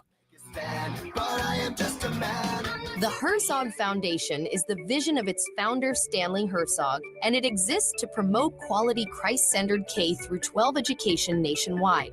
Hi, this is Chris Stigall with the Herzog Foundation. We offer a wide variety of resources relevant to today's families, including a free online publication called The Lion. The lion is one of God's most majestic creatures, symbolizing strength and courage. Named for its attributes, the Lion publication carries articles covering a wide range of topics facing American families and culture, especially related to the education of children. The Lion can be found online at readlion.com.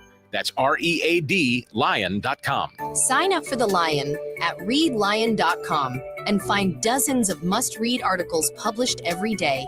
Visit readlion.com and subscribe for the weekly and daily digests so you never miss an article. Readlion.com. That's readlion.com. Every 2 seconds, someone needs blood. Someone who is fighting cancer, undergoing surgery, or experiencing a life-threatening illness. The need for blood is critical and constant. I'm Congressman Bob Onder. A single blood donation can save lives. Donate blood today and offer help and hope to those who need it most. This message brought to you by the National Association of Broadcasters and this station.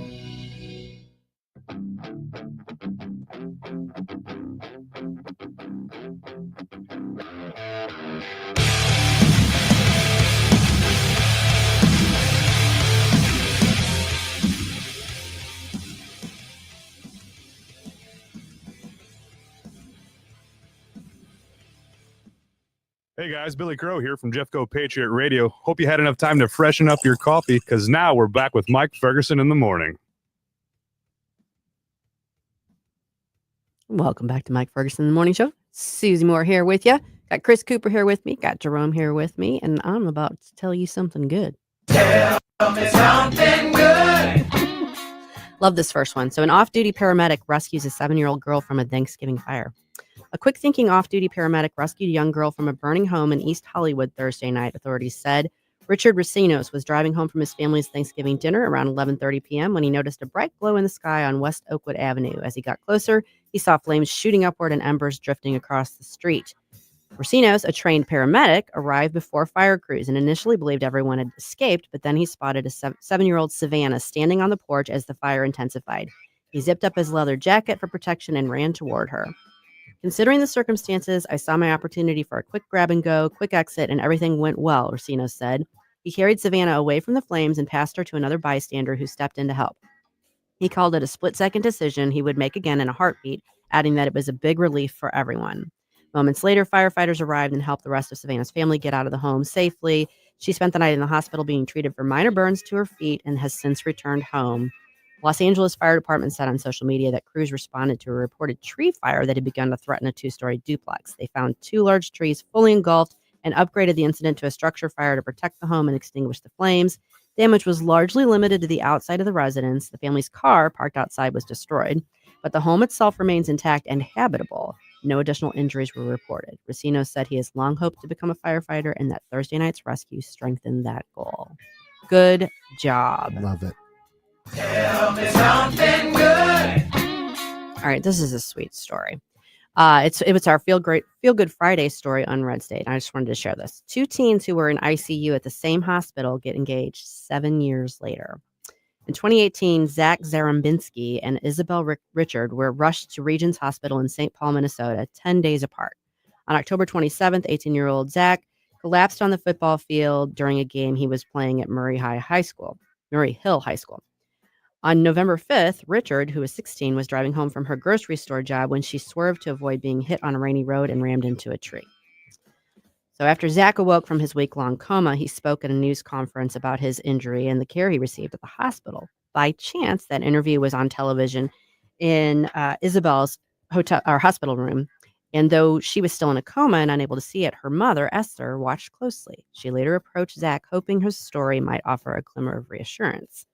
He was telling us she'll be okay, Esther recalled telling the NBC affiliate. Early in their treatment, both Zach and Isabel underwent surgery in which portions of their skulls were removed to relieve dangerous brain swelling. Wow. Yeah. When Isabel eventually emerged from her coma, she and Zach met briefly, but little came of it. He said, I said a couple of kind words to Isabel, and that was it for 6 years.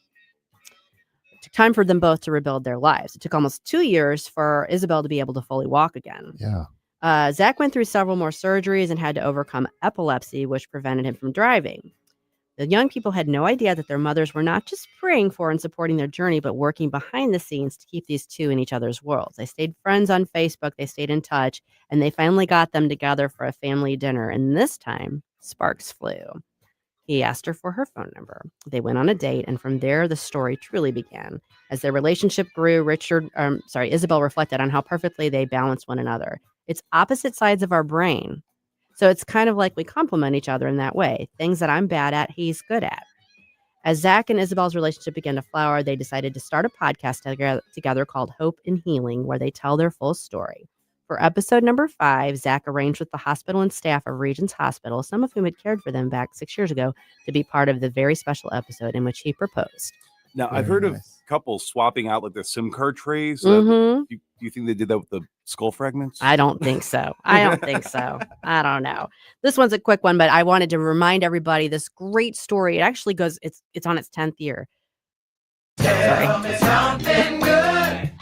The viral Thanksgiving text that sparked a unique friendship between two people. You might remember this. In 2016, an Arizona grandmother texted a then teenager who wasn't her grandson and offered him Thanksgiving dinner. He responded, was like, okay, I'll come. They've struck up this friendship.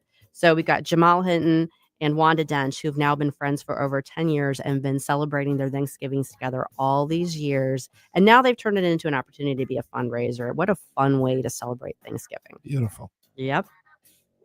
Tell me something good. And now the national days. What day is it today? It's National Pie Day. It's also Cyber Monday. I thought Pi Day was March 14th. That's Pie Day. Pie Day. P-I Day. But I thought it was P-I-E Thanksgiving Day. with pumpkin pies. Well, and and honestly, we could have more than one Pie Day. I'm just saying. It should be leftovers or about to expire day. Well, that's all true. I We're say. kind of getting a little far out from that.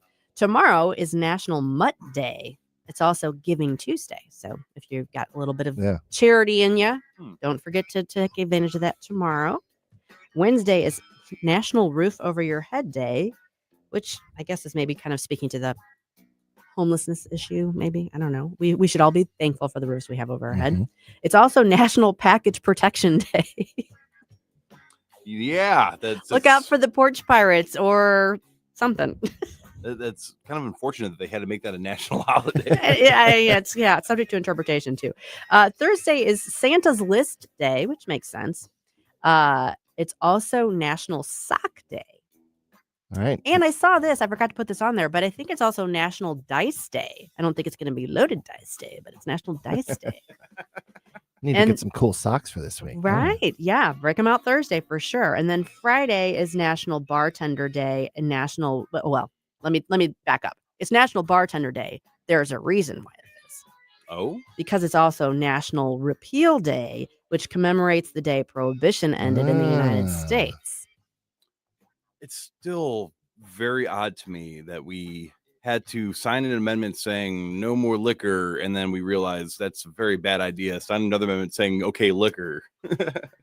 It's kind of funny that that's the topic, but it's an interesting testament to the way our government works and the way our Constitution works. Well, how did people get through the holidays during Prohibition? That's what I want cheated. to know. Like, honey, you got those grapes out in the backyard still, right? Yeah, they right? did. They had moonshine. They got around it. They figured out a way. When after a few years, they figured out it wasn't really working, so they repealed it.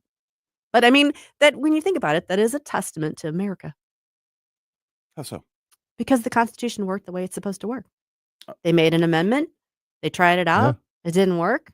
They repealed the amendment. I don't know if we're ever going to see any more constitutional amendments the way we are these days.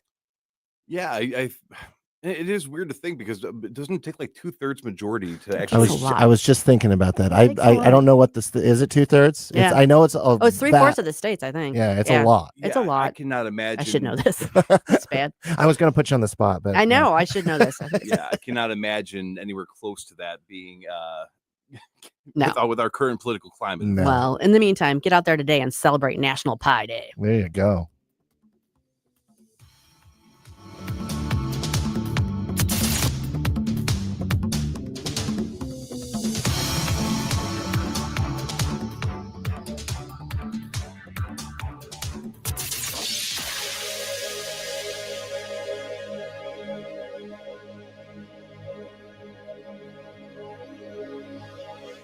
Join the Constitutional Coalition and the Heritage Foundation on Wednesday, December 3rd for Foundations of Freedom, honoring the past, securing the future.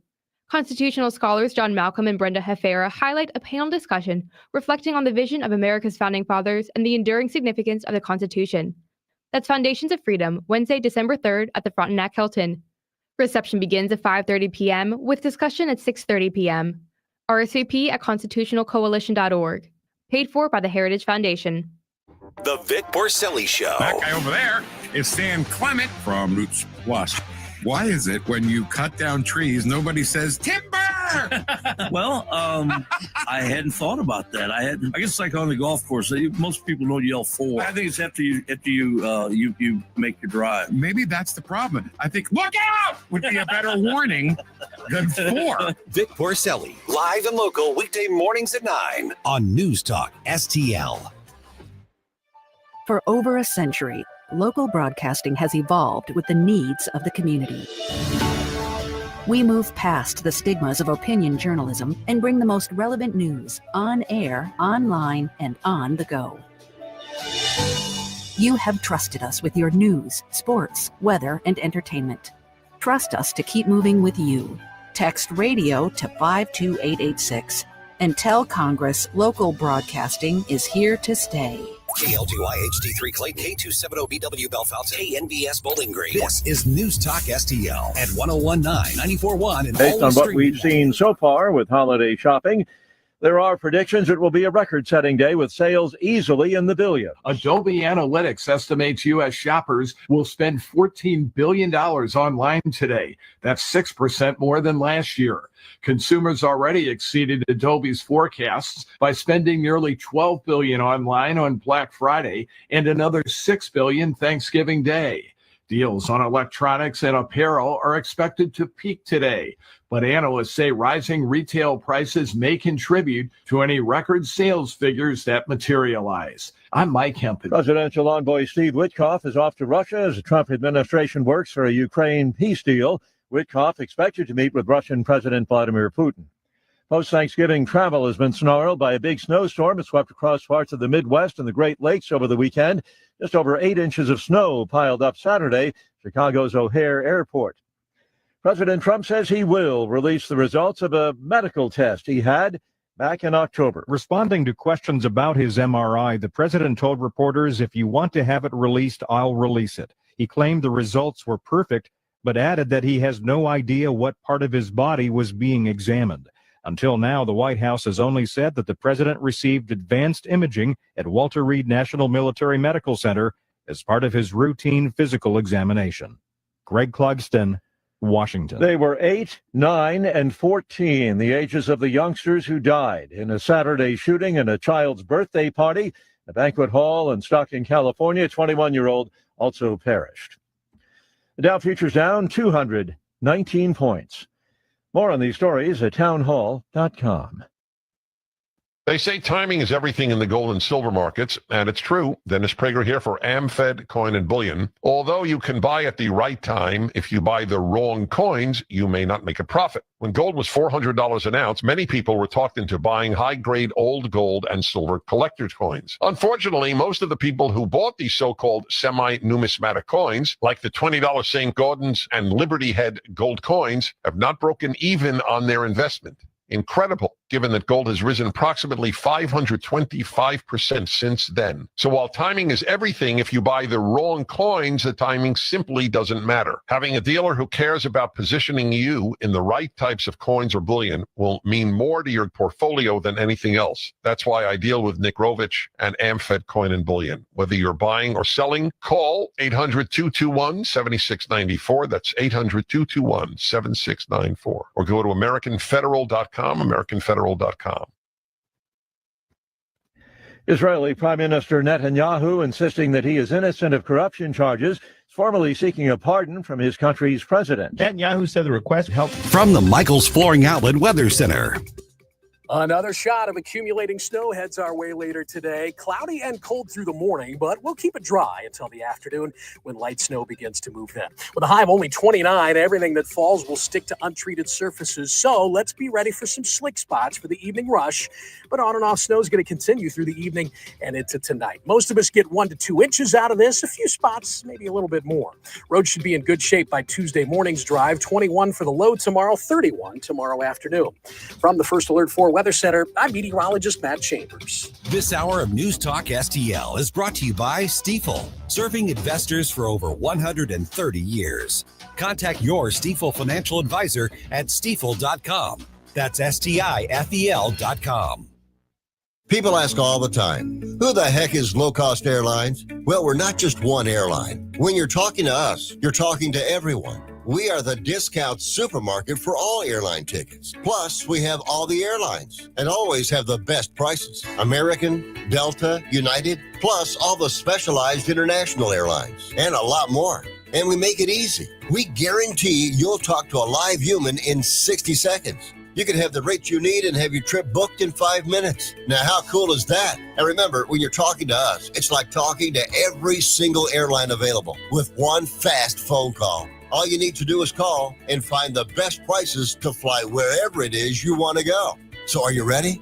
Call Low Cost Airlines right now. 800-515-2397. 800-515-2397. 800-515-2397. That's 800-515-2397. Mike Ferguson. Is there anything in your life that is not Trauma Olympics? Susie Moore. Get out of here and stop playing victim. Get up, St. Louis. There's no crying in baseball. Mike Ferguson in the morning on News Talk STL. This is your cousin. Good morning. Filling in for Mike Ferguson on the Mike Ferguson in the Morning Show. Chris Cooper here. And obviously, we've got producer Jerome with me as well. How we doing? Oh, it is always a great time when we have you in the studio, There you Chris. go. Thanks for the confidence going into the 8 o'clock hour here. So, did you get a chance to watch any of the sports over the weekend? It was on. I'm not a big sports guy. I did catch. I think it was Kansas City versus who was that? Dallas. Oh, the Chiefs. Don't go there. We're not going all the way back to Thanksgiving on me here, are we? I think the Chiefs might be out of the playoffs now. That's okay. We'll see. You know what? A perfect record. They're 10-6, so that's okay. Well, Mizzou did beat Arkansas over the weekend, so that was exciting for them after a few rough losses to probably end their hopes at the playoffs, of course, but they'll still be in a bowl game. So they got a lot going on there, and so it was good for them, but better for their coach who got a nice little payday. Yeah, I'm trying to get more into college sports because Mike is a big sports guy. Yeah. And he's not listening, so I can talk about this. But but it is very actually impressive. Mizzou's been really putting up a fight this entire season. Yeah. And it's one of those things where it's like, well, if they're going to be continuing this sort of trajectory in the future, I might have to become a Mizzou fan. Well, you got to beat the big teams, and those 4 losses are to good programs, and they got to figure out a way to get over the hump with that for sure. So now, did you happen to catch any of the thunder snow we had over the weekend? I guess it was really just yesterday, wasn't it? So I was back in the Chicago area visiting family, and it was quite literally, I was getting ready to pack my stuff up to be on the road by noon Saturday, and it was no thunder snow, but it was 6 to 8 inches that just kind of fell right on top of us.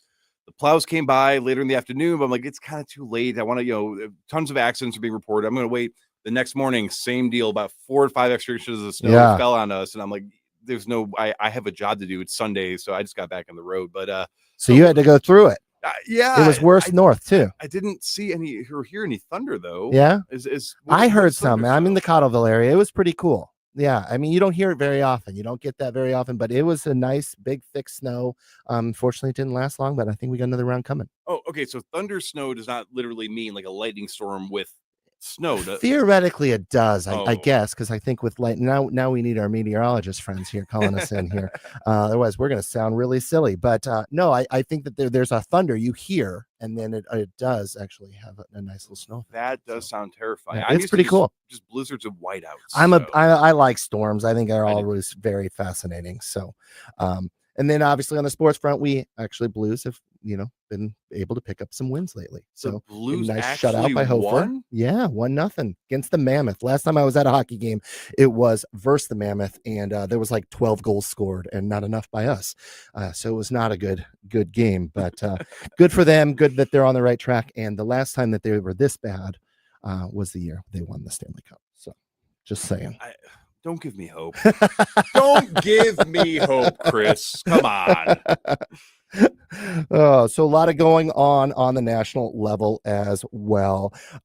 So we've got the narco-terrorist conversation. We'll touched on that a little bit, and some great comments by Pam Bondi on really making sure we let people know that we're not fooling around when it comes to drugs coming to this country. Pam Bondi is very good at saying the things we want to hear, and then saying more things we want to hear, and then saying more things we want to hear, and then saying, I will at this point, Miss Bondi, if you are listening, I will believe it when I see it, because how is the investigation into Obama going? It wasn't supposed to be in jail. Aren't a bunch of people that you found were involved in the Russia collusion hoax? Weren't they supposed to be arrested by now? So you can talk, but I want to see arrests. I want to see people being perp walked. I like it. Well, and I know you talk a little bit about this off air. You would love to see, instead of us taking out some of these boats with some of these bombs, you would rather see us do a little bit of an inside infiltration job where we actually get around and convert some of these folks to get to on our side. Yeah. So, and might sound a little bit hypocritical, because one of the big reasons why I supported President Trump was because of the no new wars, which I interpreted also to mean no more new war actions. I mean, of course, obviously, if there's a terrorist group about to do something crazy, if Iran's about to launch nuclear bombs, you got to take care of that. But when it comes to this, yes, absolutely. I mean, one, it's expensive to be dropping bombs. Two, it's clearly not deterring the people trying to ship the drugs out, because it's been almost a dozen boats or around that amount. And the people that are trying to ship the drugs to us are not the ones being blown up. So it's kind of like, okay, well, we lost that shipment, but does that not maybe imply that there are other shipments going to other places that are going through other routes? Well, and I'm hopeful that other folks are seeing this, and maybe it's a little bit of a deterrent from that perspective too. But then, to your point, there needs to be another flip side, right? We also have to get in there, look at some things, try to infiltrate those organizations. And you know me, I'm a money guy. Yes. So if you really want to solve the problem, follow the money trail. And if you can get up and follow that money trail, you're really going to do the damage and stop things from coming in, if you can stop the money from going in as well. And that is where, while I think the videos coming out of these operations are pretty hardcore, I mean, I do enjoy my Rambos and my A-team moments, stuff like that. If we capture the people driving the boats that are being blown up are not the guys that are actually with the machine guns terrorizing everybody into producing the drugs and shipping. Yeah, we hope so, but you're right. They might not be. If they operate anywhere close to how the Mexican cartels operate, it's either some poor person that has no finance, and it's like, hey, you can make a bunch of money doing this for us, and you have no reason not to do it. Or it's people like, hey, guess what? We know where your family lives. Would you rather have a family, or would you rather say no to us, right? So if we can capture the people, and we do, and the administration has confirmed it, we do have boots on ground intelligence operatives that are feeding us information, confirming the drug boats before we blow them up. So that's good. But if we can go that far, and I don't know when it comes into like a need for a declaration of war, I need to learn more maybe about that. But we could be capturing them. We could be getting all this intel. We could be working somehow, maybe with the government or some of their special forces to go and attack them on their own place before the drugs even get to the boats. Right. And then we're saving money by not dropping the bombs on them. Does that make sense? It does make sense. I think it's from two different perspectives, and neither one are right, neither one are wrong, and both need to work together. I think if you solve problems from multiple angles, you tend to get better results. And I hope that's what we're seeing a little bit of, because at least there's action, right? Yeah. We were complaining for many years that there wasn't enough action being done on this front. Maybe now we're seeing some action, which is a great thing. And again, so it's very easy sometimes to be critical and then sound like one of these TDS never Trumper crazy people. And I don't want to come off that way, because again, we shut down that border. We shut that sucker down surprisingly very easily, if you think about it. I mean, so it's been very beneficial to not allow people to literally just walk into the border and say, hey, we're only going to let 60,000 of you in today. We're only going to let 100,000 of you in today. We're not going to vet any of you. Come on in. We have this program to give you a way to stay here, even when you're supposed to be deported. So that is very good. And that is probably done a huge amount to slow down and not completely halt some of the drug trafficking and some of the human trafficking going on. But, a good step in the right direction is always something to be celebrated. But maybe we could do a second step even better, and that's what I want to see. Yeah, fair enough. Now, and you also mentioned the immigration thing. And speaking of, we unfortunately have a situation that did occur over the holiday time frame with the National Guard incident that took place in the Washington, D.C. area. And that's an unfortunate, tragic incident that did occur. And obviously our thoughts go to those that are impacted. And this is another one of those situations where, hey, immigration, what's going on with the folks that are in our country today, and do they really want to be here, and are they going to continue to cause problems? Yeah, it is unacceptable that in America, people that have signed up to serve their community, to serve their country, that in a free nation, that we have people being ambushed for doing their civic duties and being killed and attacked and harassed, and not just them, but going back to the ICE agents even. And it's completely, not maybe completely preventable, but I mean, when is enough to where we say, look, if you were to go to a hotel or a bar or a restaurant and you went there and it was just constant bar fights and it was people looting and pickpocketing and robbing the place constantly, then you're not going to say, why don't these people like shut down, maybe get some better security, figure out what's going on, and then start letting more people in? We have like limits on establishments for a reason. Why not the country? Why are we making, and Thomas Massey, not to, I'm a big Thomas Massey guy, but his solution is only let people in that are going to be self-sufficient and an economic net positive, because then they won't need social services. They're less inclined to go into criminal activity because they actually have something to lose.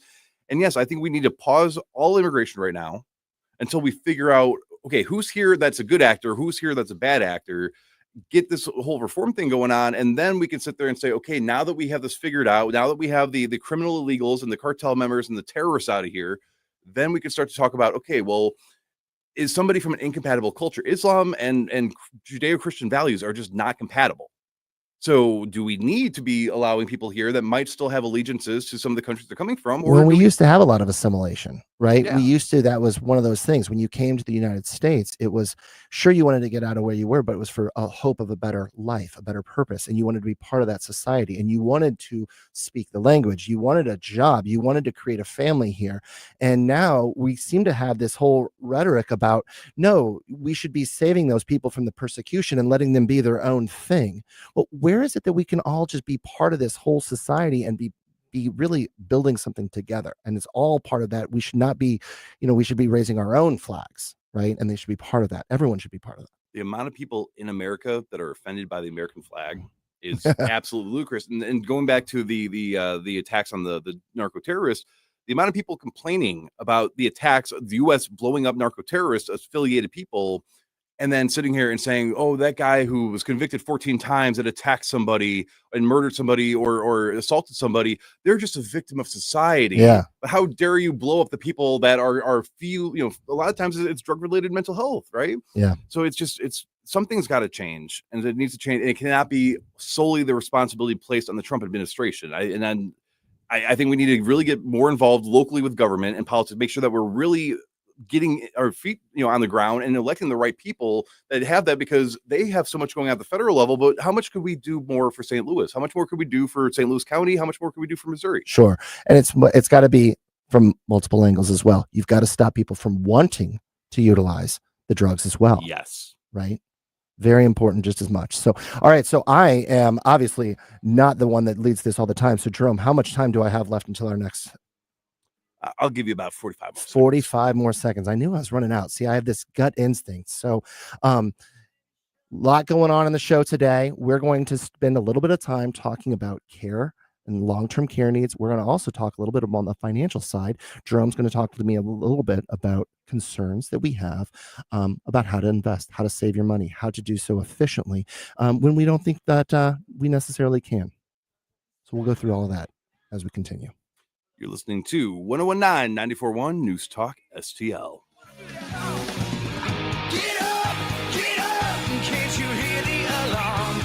Mike Ferguson in the morning. Our country was founded by geniuses, but it's being run by idiots. On News Talk STL. Is your retirement income at risk if you or your spouse needs nursing home or in-home care? Hi, I'm Eric Robert, Director of Investments with the ClearPath Wealth Management Group at Stifel and host of On the Money, Saturday mornings at 9 on News Talk STL 1019. The cost of long-term care is one of the biggest risks in retirement planning. For many retirees, a single nursing home stay can cause a significant reduction in assets that can permanently reduce your retirement income. Fortunately, there are affordable and flexible options available today that can help you manage the cost of long-term care. Our team can help you address the risks relevant to your retirement, including long-term care. To schedule your free retirement plan consultation, go to clearpathinvesting.com. That's clearpathinvesting.com, or call us at 636-695-2650. That's clearpathinvesting.com or 636-695-2650. Stifel Nicholas and Company Incorporated, member SIPC and NYSE. When water troubles strike, call the family you can trust. Tim Jones here for Ambassador Plumbing, serving our community since 2018 with 25 years of master plumbing expertise from Tim Morris and his handpicked team. Whether it's a simple faucet repair or a complete bathroom remodel, if water runs to it or through it, they do it. From residential service calls to commercial to new construction, the folks at Ambassador are your neighbors treating you like family. Ambassador Plumbing, where faith meets craftsmanship. 636-383-6932 or ambassadorplumbing.com. That's ambassadorplumbing.com. News, analysis, opinion. Democrats have voted 14 times now to prolong all this pain on the American people. So Nancy Pelosi's long march to the left is over, and she's leaving the Democratic Party with Comrade Mamdani as its face. Thank you to those so often forgotten who made this movement their own. The people who love Mamdani the most are not people who pay bills every day. 101.9 and 94.1. St. Louis is number one. For conservative talk. News Talk STL. This is 101.9 and 94.1. I have to tell you, if this is how they're going to behave, I'm rethinking my position. News Talk STL.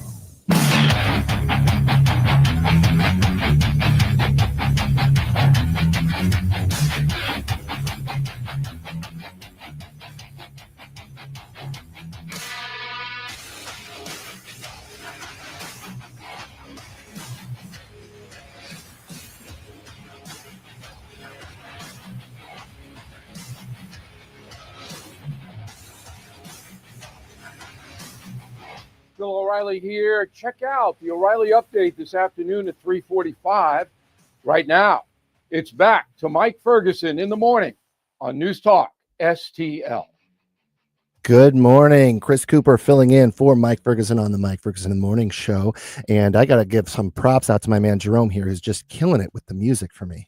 Thank you. Oh, yeah. This is an early morning for me, and a little bit of the heavier rock stuff just gets me rolling. So I appreciate that. Well, I timed it, and coffee typically takes about 15 to 30 minutes to kick in. Rock music gets your blood flowing right away. That's right. Hopefully Yeah. this is waking you up. Well, yeah, and it does help. It does help for sure. So I appreciate that. And it's what I was listening to in the morning on my way in, other than News Talk, of course. Of course, you got to.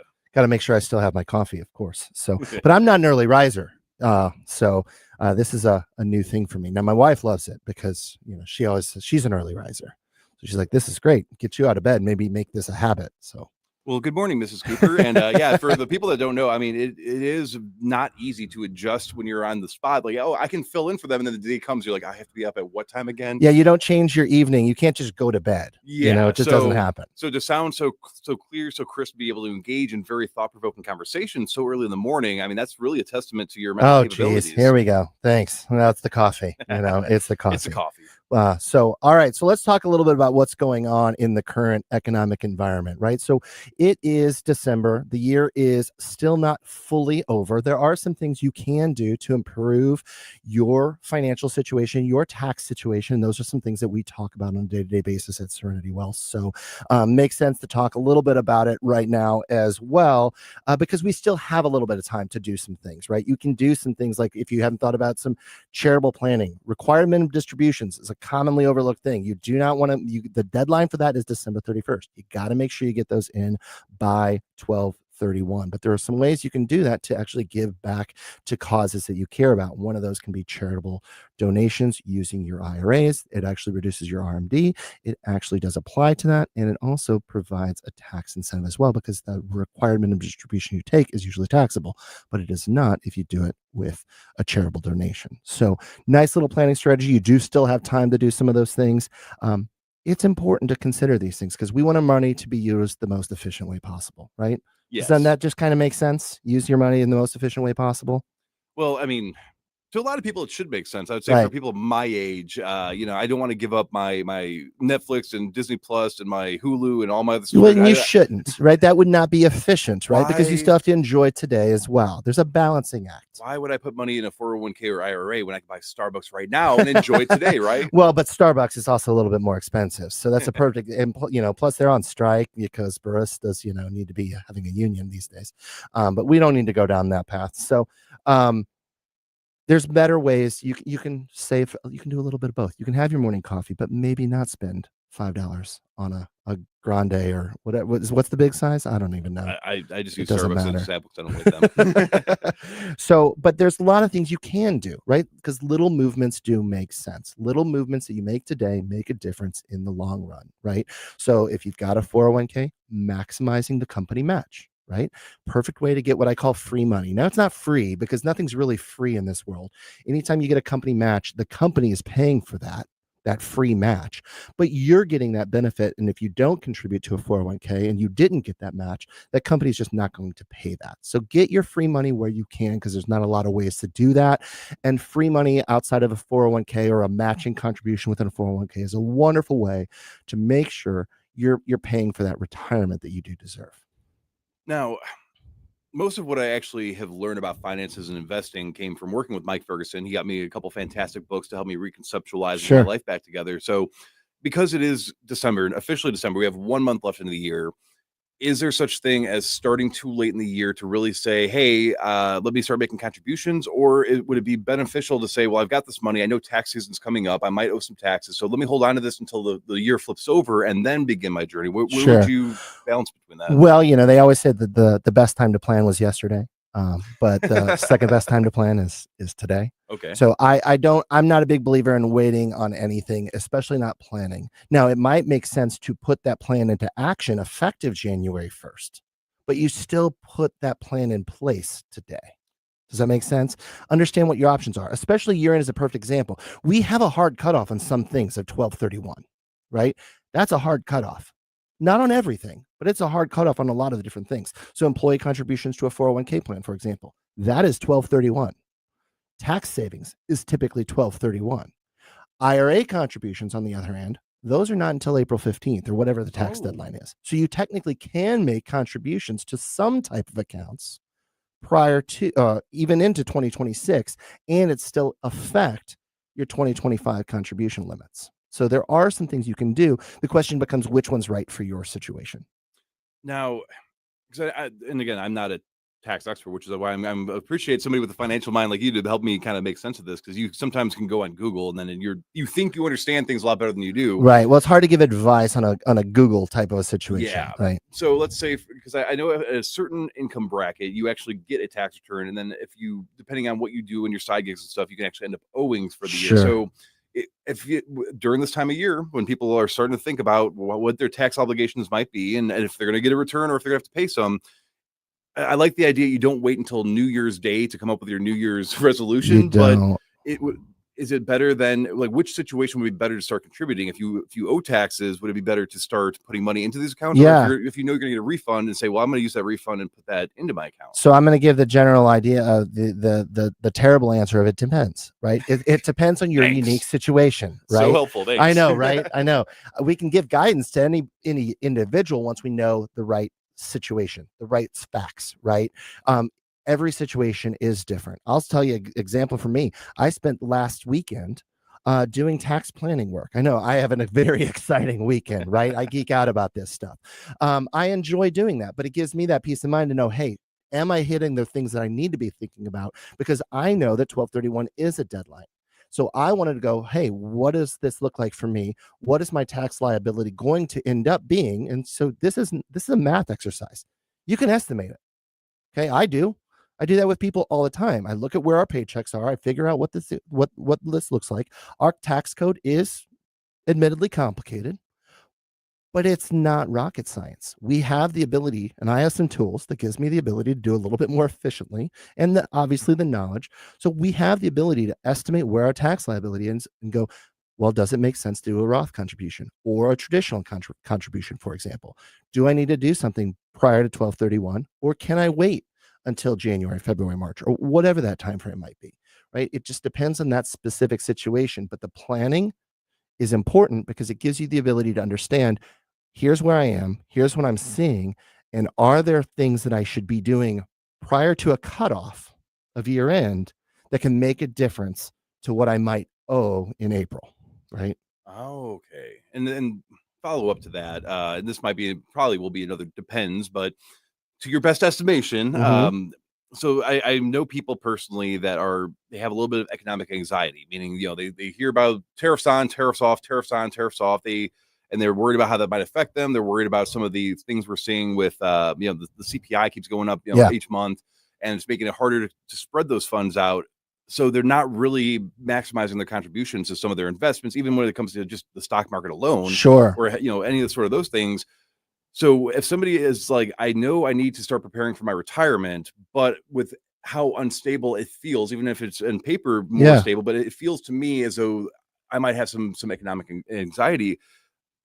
Is it better if you're that worried just to save your money, or is it better to still say, I have a Roth IRA, I've got a 401k, great I've got questions. investments? Yeah, so two different things there. This is not it depends answer, by the way. Okay. So there's two different things here, right? One is saving money. You want to save money, but you're worried about what the markets are doing. There's two different things there. So I would say, yes, save money. Put money inside of those accounts, because you can only get those monies into that account within a specific time frame. Okay, 2025 is coming to an end, right? Depending on the type of an account, it's either 12/31 or it's April 15th. Okay, so get the money in that account. That means, yes, I want to save for my retirement. Then the next question is, I am uncomfortable with the risk going into the volatile markets. That's a separate equation. We can still invest. We can still have that money in that account and maybe sitting into a more conservative type of investment position. Maybe it's even in cash, for example, or some type of other general bond type of a fund or something along those lines with a little bit less risk. We can take risk off the table, but still have it sitting in that account. And I think many people don't understand there's a difference there. Get it in the account. Then the question is, what do I do with it once it's there? Oh, Does that make sense? That makes a lot more sense than how it was working in my mind. Yeah, people get afraid to make that next action because they think all of a sudden they have to be at risk. No, we don't need to go invest in crypto within our IRA on day one. No, we're not going to do that. In fact, I'm not a big fan of that anyway. But we want to stay diversified. We want to stay balanced. But sometimes just having that conversation with somebody who knows what they're doing in this world can give you that ability to go, okay, I see this differently now. And maybe I am willing to take a little bit more risk because, you know what? I got a lot of time. And my final question is, with what you do with Serenity Wealth, would you be able to help me write off my NFT investment on my taxes this year? So what you have to understand as a business owner is it has to be a legitimate business purpose. All right. That's all I got for you. Thank you. We'll be right back here with you on News Talk STL 101.9 and 94.1.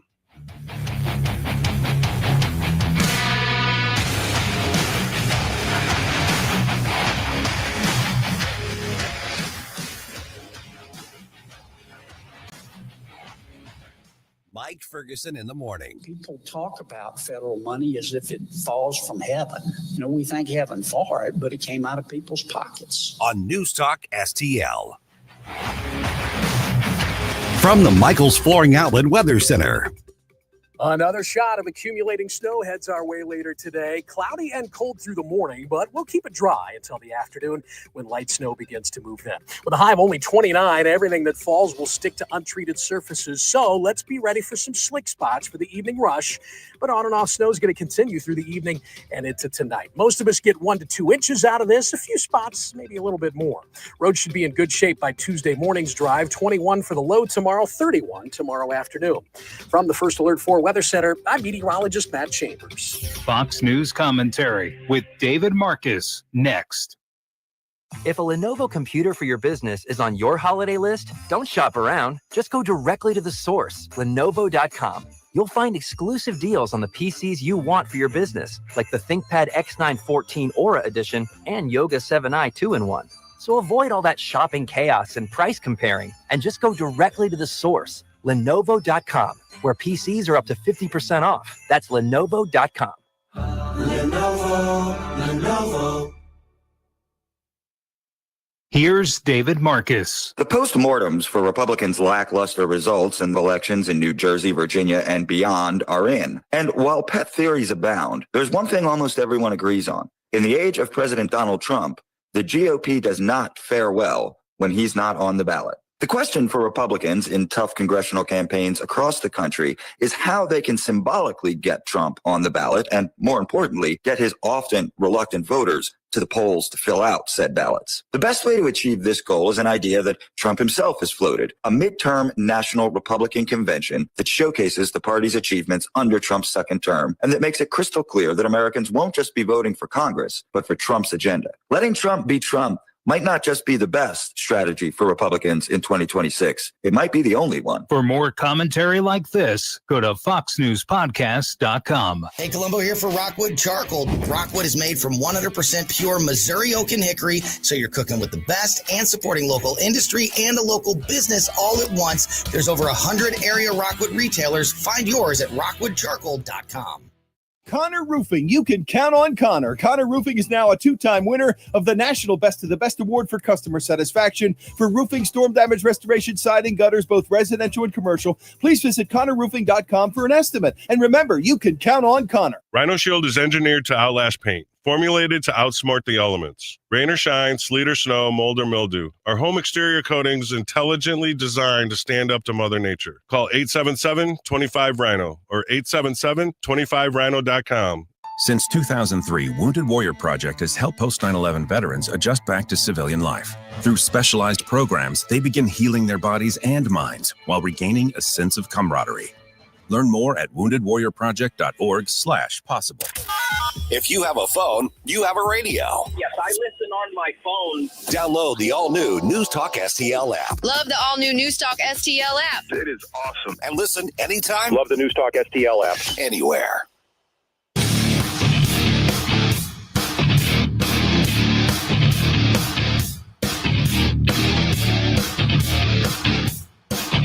Hey, Chris Arps from the Tim Jones and Chris Arps Show. Make sure that you're listening to our show this afternoon from 4 to 6. Now back to the Mike Ferguson in the Morning Show.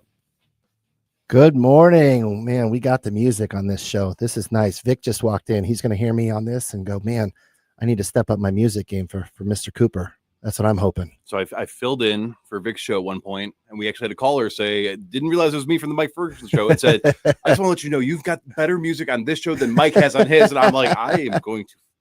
Anyways, I like her music too. I'm glad you appreciate it. Yeah, I appreciate it. I give him some hard time. I like my rock music. It's okay. It's okay. We all have different things. I like Vic's music too. Vic's a good guy.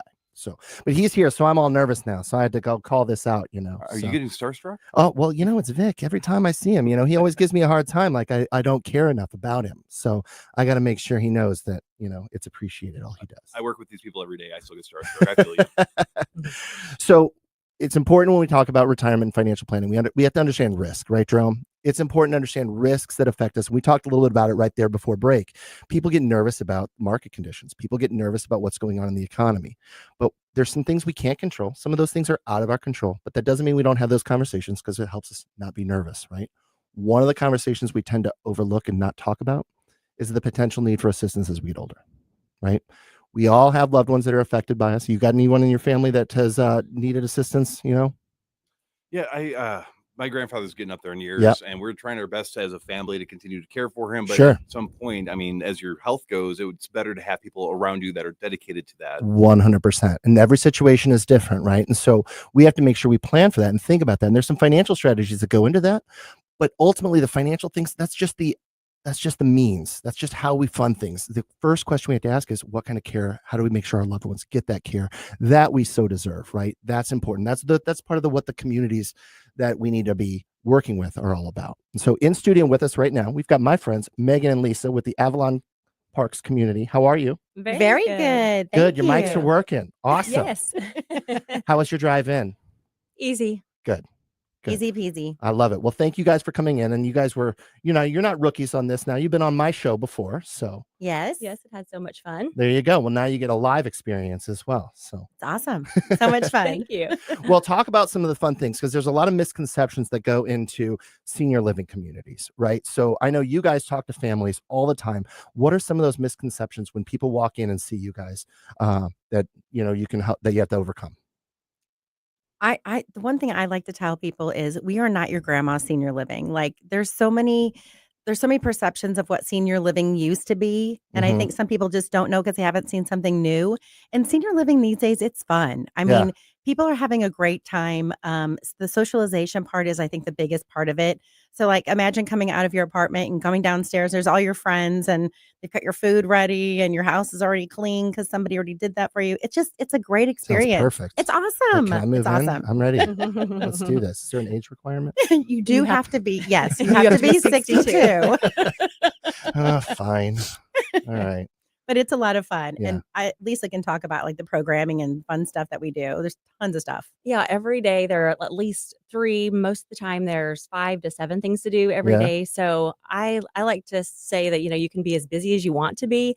And then your aches and pains kind of have a back seat because now you're doing things. You're talking to other people that, have the same kind of stories and just, having new experiences with the programs that we have. I mean, like Megan said, it's not your, sad, the hospital like feel. It's more vibrant and always things to do and always people around to visit with. So you kind of, forget about all the things that you concentrate whenever you're at home by yourself. I mean, we don't want our loved ones to be at home watching TV in front of a TV all day. No. And thinking about what hurts. And well, I think you hit on a few things there. Socialization, first and foremost, right? So we're social creatures. Some of us more so than others, right? We say we're introverted at times or, that, but ultimately we are social creatures as human beings. And I think we thrive in a social environment. And I think a lot of people see mental declines without that socialization that does take place. Yeah. And I think people also will say like, oh, my mom is so introverted. She's never going to come out of her apartment. And then her mom's downstairs and knows everybody by like the 5th day. Like, oh, there's Joanne and there's Shirley. Yeah. That happens more often all the time than you even know. They're like, oh, they're going to be a recluse. You're never going to. Yeah. And then they're like the welcome committee on the front porch. Yeah. Now they sign up for the ambassadors club, welcoming all the other new people coming in. Well, So it's pretty like, hard to be not welcome in the community with the residents that you guys have as well. The culture there is phenomenal. Yeah. It feels like family. There's so much love. We tell people we love them because we do. They become our second family. It's our home away from home is what I call it. Yeah. We talk to them about our kids. They tell us about their stories. And that's the best part about our jobs is the stories and the experiences that they've had and that they're having. Right. Yeah, absolutely. So you also hit on another key element here. I want to go back to it is aches and pains. Right. So aches and pains as we get older and geez, every day, like it's hard for me to get out of bed these days. Right? Yeah. I mean, that's what happens. It's just, oh man, it's been a, long holiday weekend and, maybe you didn't eat so well or whatever. It's harder to get up and moving. But when you have people around you, you have things to do, you have social aspects involved in that. All of a sudden going to the gym or doing some exercises or just plain moving around becomes a little easier. Yeah. Absolutely. There's so we have an in-house therapy company, AW. So they're doing exercise classes every day with a licensed physical therapist, which is wonderful. Yeah. And then they've got care needed or care in the building as well. So if they ever need something short term or long term, they can stay in the building and receive those services. So they can take care of their health and their fun stuff. There you go, which helps you stay in an independent living community that much longer. Absolutely. Because mobility gets worse as you stay more stagnant. Right. And even if you just need one service, if you just need help with your medication, then you get to stay in your independent living apartment and you get to stay with your friends and just have that help come into your apartment as you need it. So you may need a little, you may need a lot, but we can help with all those things. Yeah. And I think it also takes the pressure off of the kids too. So like, I mean, we're the age of the kids, right? So the kids are working. We all have jobs. I've got kids in baseball. She's got kids in gymnastics and football. We've got this really busy life. And then on top of that, you've got mom and dad are needing help with stuff. So AW can take that away from the kids. So when Sure. they come to visit, it's just family time instead of caring for their parents. Absolutely. Now, I'm young and I know I'm going to live forever, so I'm not going to Sure. need your service, sadly. But again, like I mentioned, my grandfather, he lives in Illinois, and he loves where he lives. He wants to stay in this community. But for getting into that mentality of having to think about retiring or having to use the services that you offer, what are some of like the right questions that people should be asking that maybe that they don't ask or think about asking when they come to see you guys? Whenever people come to see us, I feel like that they haven't had a deep enough conversation maybe with their folks or with their grandparents Yeah. or with their loved one. And so we just try to, dig a little deeper, find out what makes them happy, what makes them tick, and then let them know if we can help in those areas. Yeah, absolutely. And I think that a lot of that is, this is a really good time to think about that because we're seeing our families more often during the holidays, right? Mhm. So we can see some of those different changes. Hey, is mom struggling to get around a little bit more? Hey, is dad's memory kind of fading, right? We can see those things and kind of go, oh man, this is very different from last time this year. Yeah. Or, just over the summer or whatever that might be. It's very eye-opening whenever you go to your loved one's home and the trash hasn't been taken out in a long time, or they're not really eating like they should be. And it's not, it's not your fault that you don't know that because everybody's so busy. Right. But whenever you do notice it, it's like, okay, let's have a talk and then kind of see what the options are, because it's not as scary as it could be to them because of the options that they have. So it doesn't have to necessarily be guesswork of, oh, I have somebody that's, because the older generations, I mean, they're tough people. They don't want to sometimes admit that they need help, but there are some signs that you can look for to make sure that, hey, maybe now is a better time to have that conversation. Yeah. Mhm. Yeah. Like bills aren't being paid and they're on the counter. Or the other thing I like to tell people is look at their med box, because usually they've got like a 7-day or 14-day med box. And if it's Tuesday and Monday still hasn't been opened yet, there's a problem. Mhm. And then if they find out that 911 has been to the house because they've fallen a couple times, or you're taking them to the hospital because they've fallen a few times, that could all be related to medication or just a change in their health where they're doing too much and they need to stop doing too much and just enjoy the rest of their years and let us take care of it. Mhm. So there's definitely signs. Yeah. Falling is a big one, right? I mean, Huge. that's the one that's going to lead to more significant issues down the road if those things do continue. Yeah. Mhm. Most of the time it's not, have you fallen? It's, when was the last time that you fell? Right. You got it. Yeah. That's a big difference. So looking for those signs, looking for the bills get paid, right? That's a cognitive thing, right? Too much makeup or perhaps, cleanliness types of things. And I think, Megan, you're the one that has the wonderful, complicated conversations at times, right? I do. Yeah. I do. It's tough. It is. It's never fun, but I think if you go in it with an open heart, everyone knows that what you're going to say is the best intentions. Yeah. You just want to help them.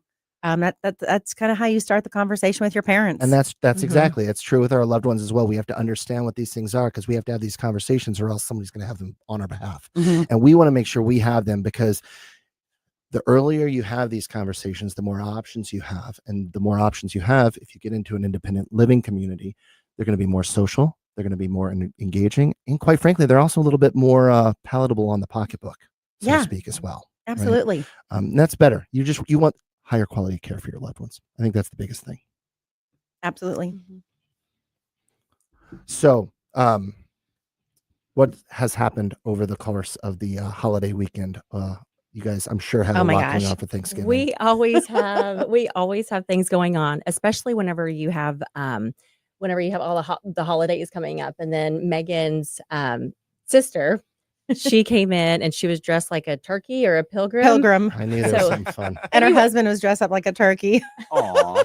Any reason to dress up and have fun, we do it. Good. See, these communities can be a lot of fun. I think that's important. And if you really want to take away to share with your loved ones, get them out there touring independent living communities. Change that perception. I think that's the big deal. Yeah. Thank you both so much for joining us today. Thank you. Thank you for having us. Yeah. And so we'll be right back with some more news coming up on News Talk STL 1019-94.1. And also, don't forget, if you're out and about, we are still doing our food drive. You can go to newstalkstl.com/food drive to find all of the amazing locations in your area that we are participating in, or come on down to the radio station, say hi to Chris Cooper and drop us off some non-perishable. We don't want your Thanksgiving leftovers. Drop off some non-perishable foods in one of our bins.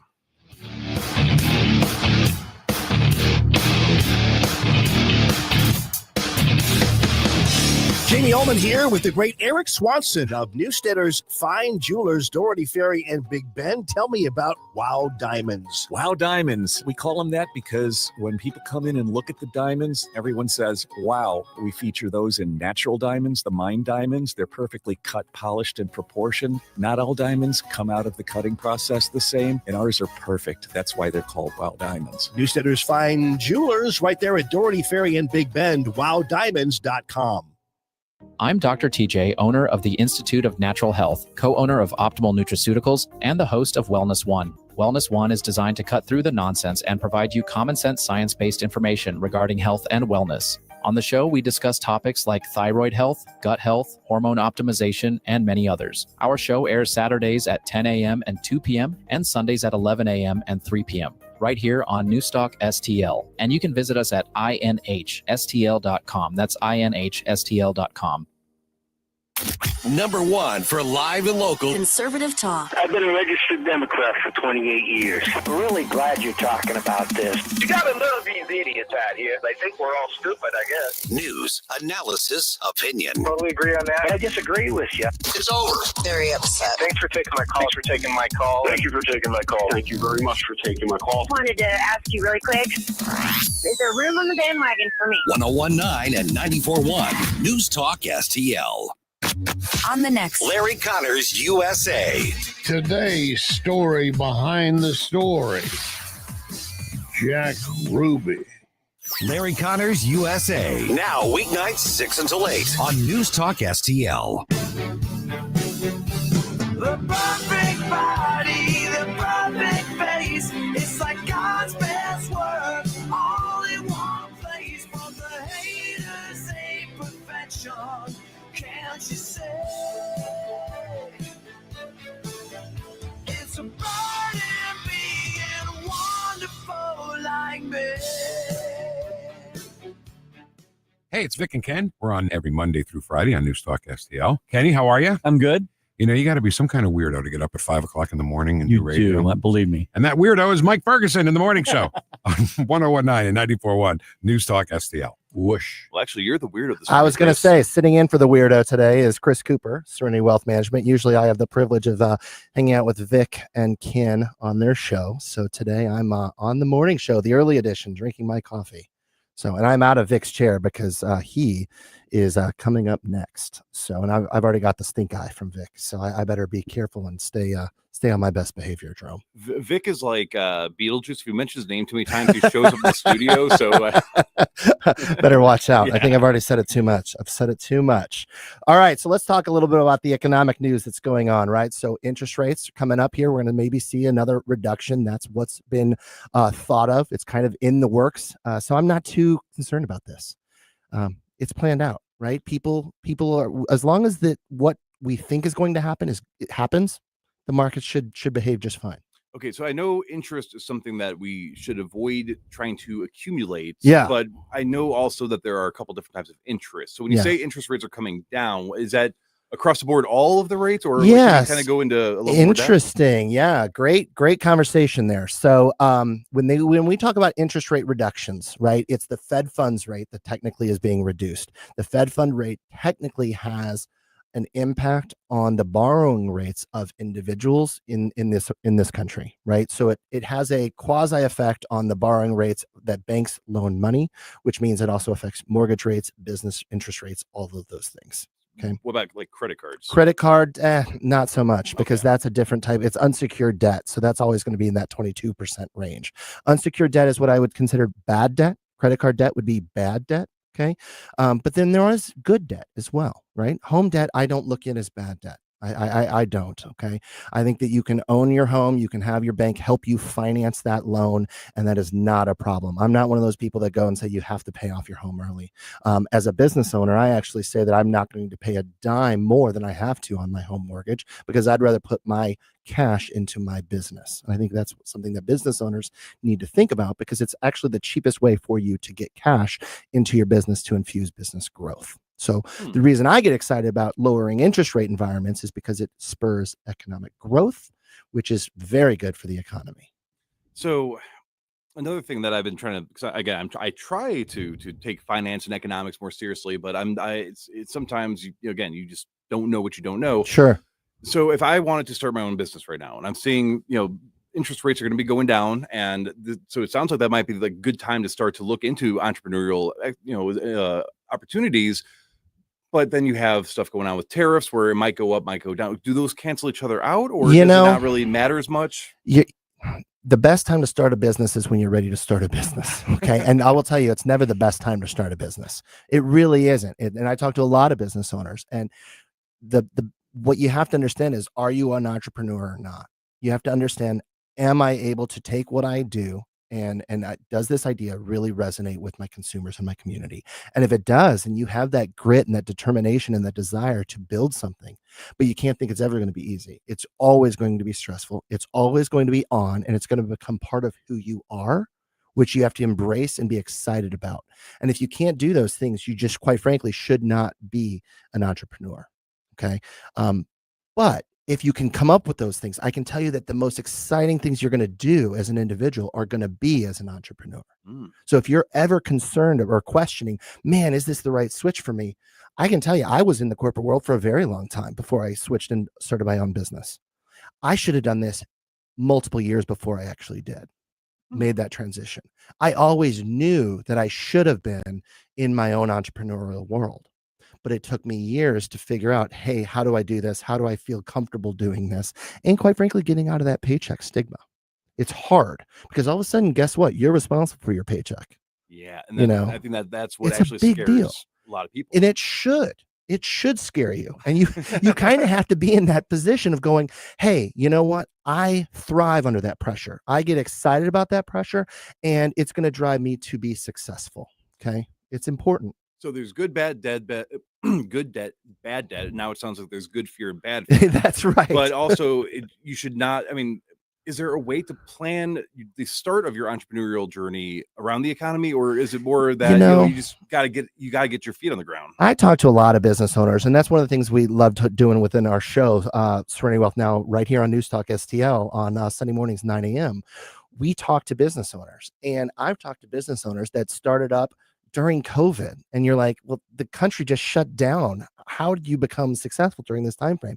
Well, you figure it out. You just figure it out. And sometimes it goes to an online ordering system. Sometimes it's just because it's the best time to do it. But then you find out other people that start like restaurants up during COVID. And you're like, well, that can't make sense. But they figure out how to do things effectively.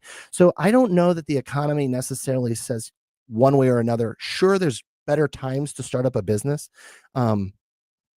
But ultimately, if you want to be an entrepreneur, don't necessarily look at the economy and go, well, maybe it should be next time, because that next time will probably always be another excuse.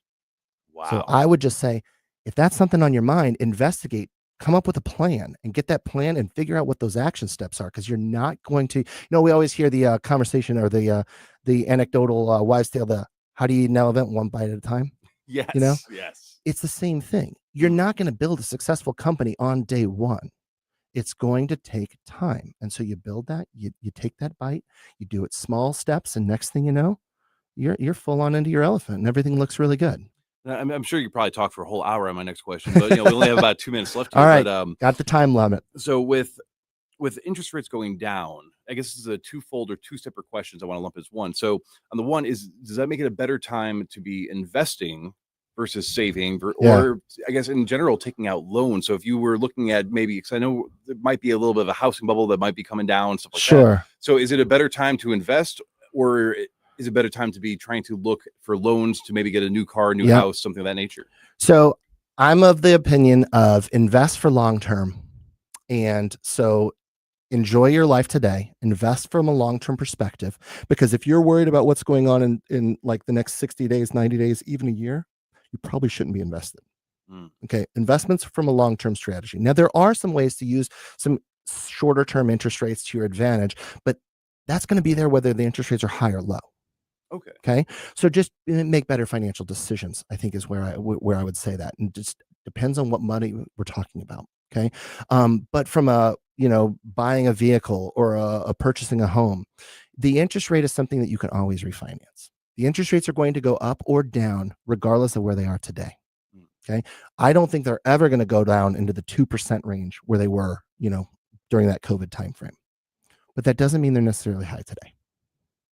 So don't judge your financial future based on the current, what looks good, what You looks can't. bad. No, you have to be nimble. You have to be versatile. And the best entrepreneurs, quite frankly, that's why they're good. That's why they excel, because they understand that dynamic, and they pivot. They pivot quickly. So you can utilize things more efficiently. And I think that's the most important thing, is to have those conversations today, because if you don't have them, they're either not going to get had or someone's going to have them for you. And they can come talk to you at Serenity Wealth or listen to your weekend show. Absolutely. What Give time's us a your show call. again? Yes, Serenity Wealth Now Radio, Sunday morning, 9 a.m. right here on News Talk STL. So Vic Porcelli coming up.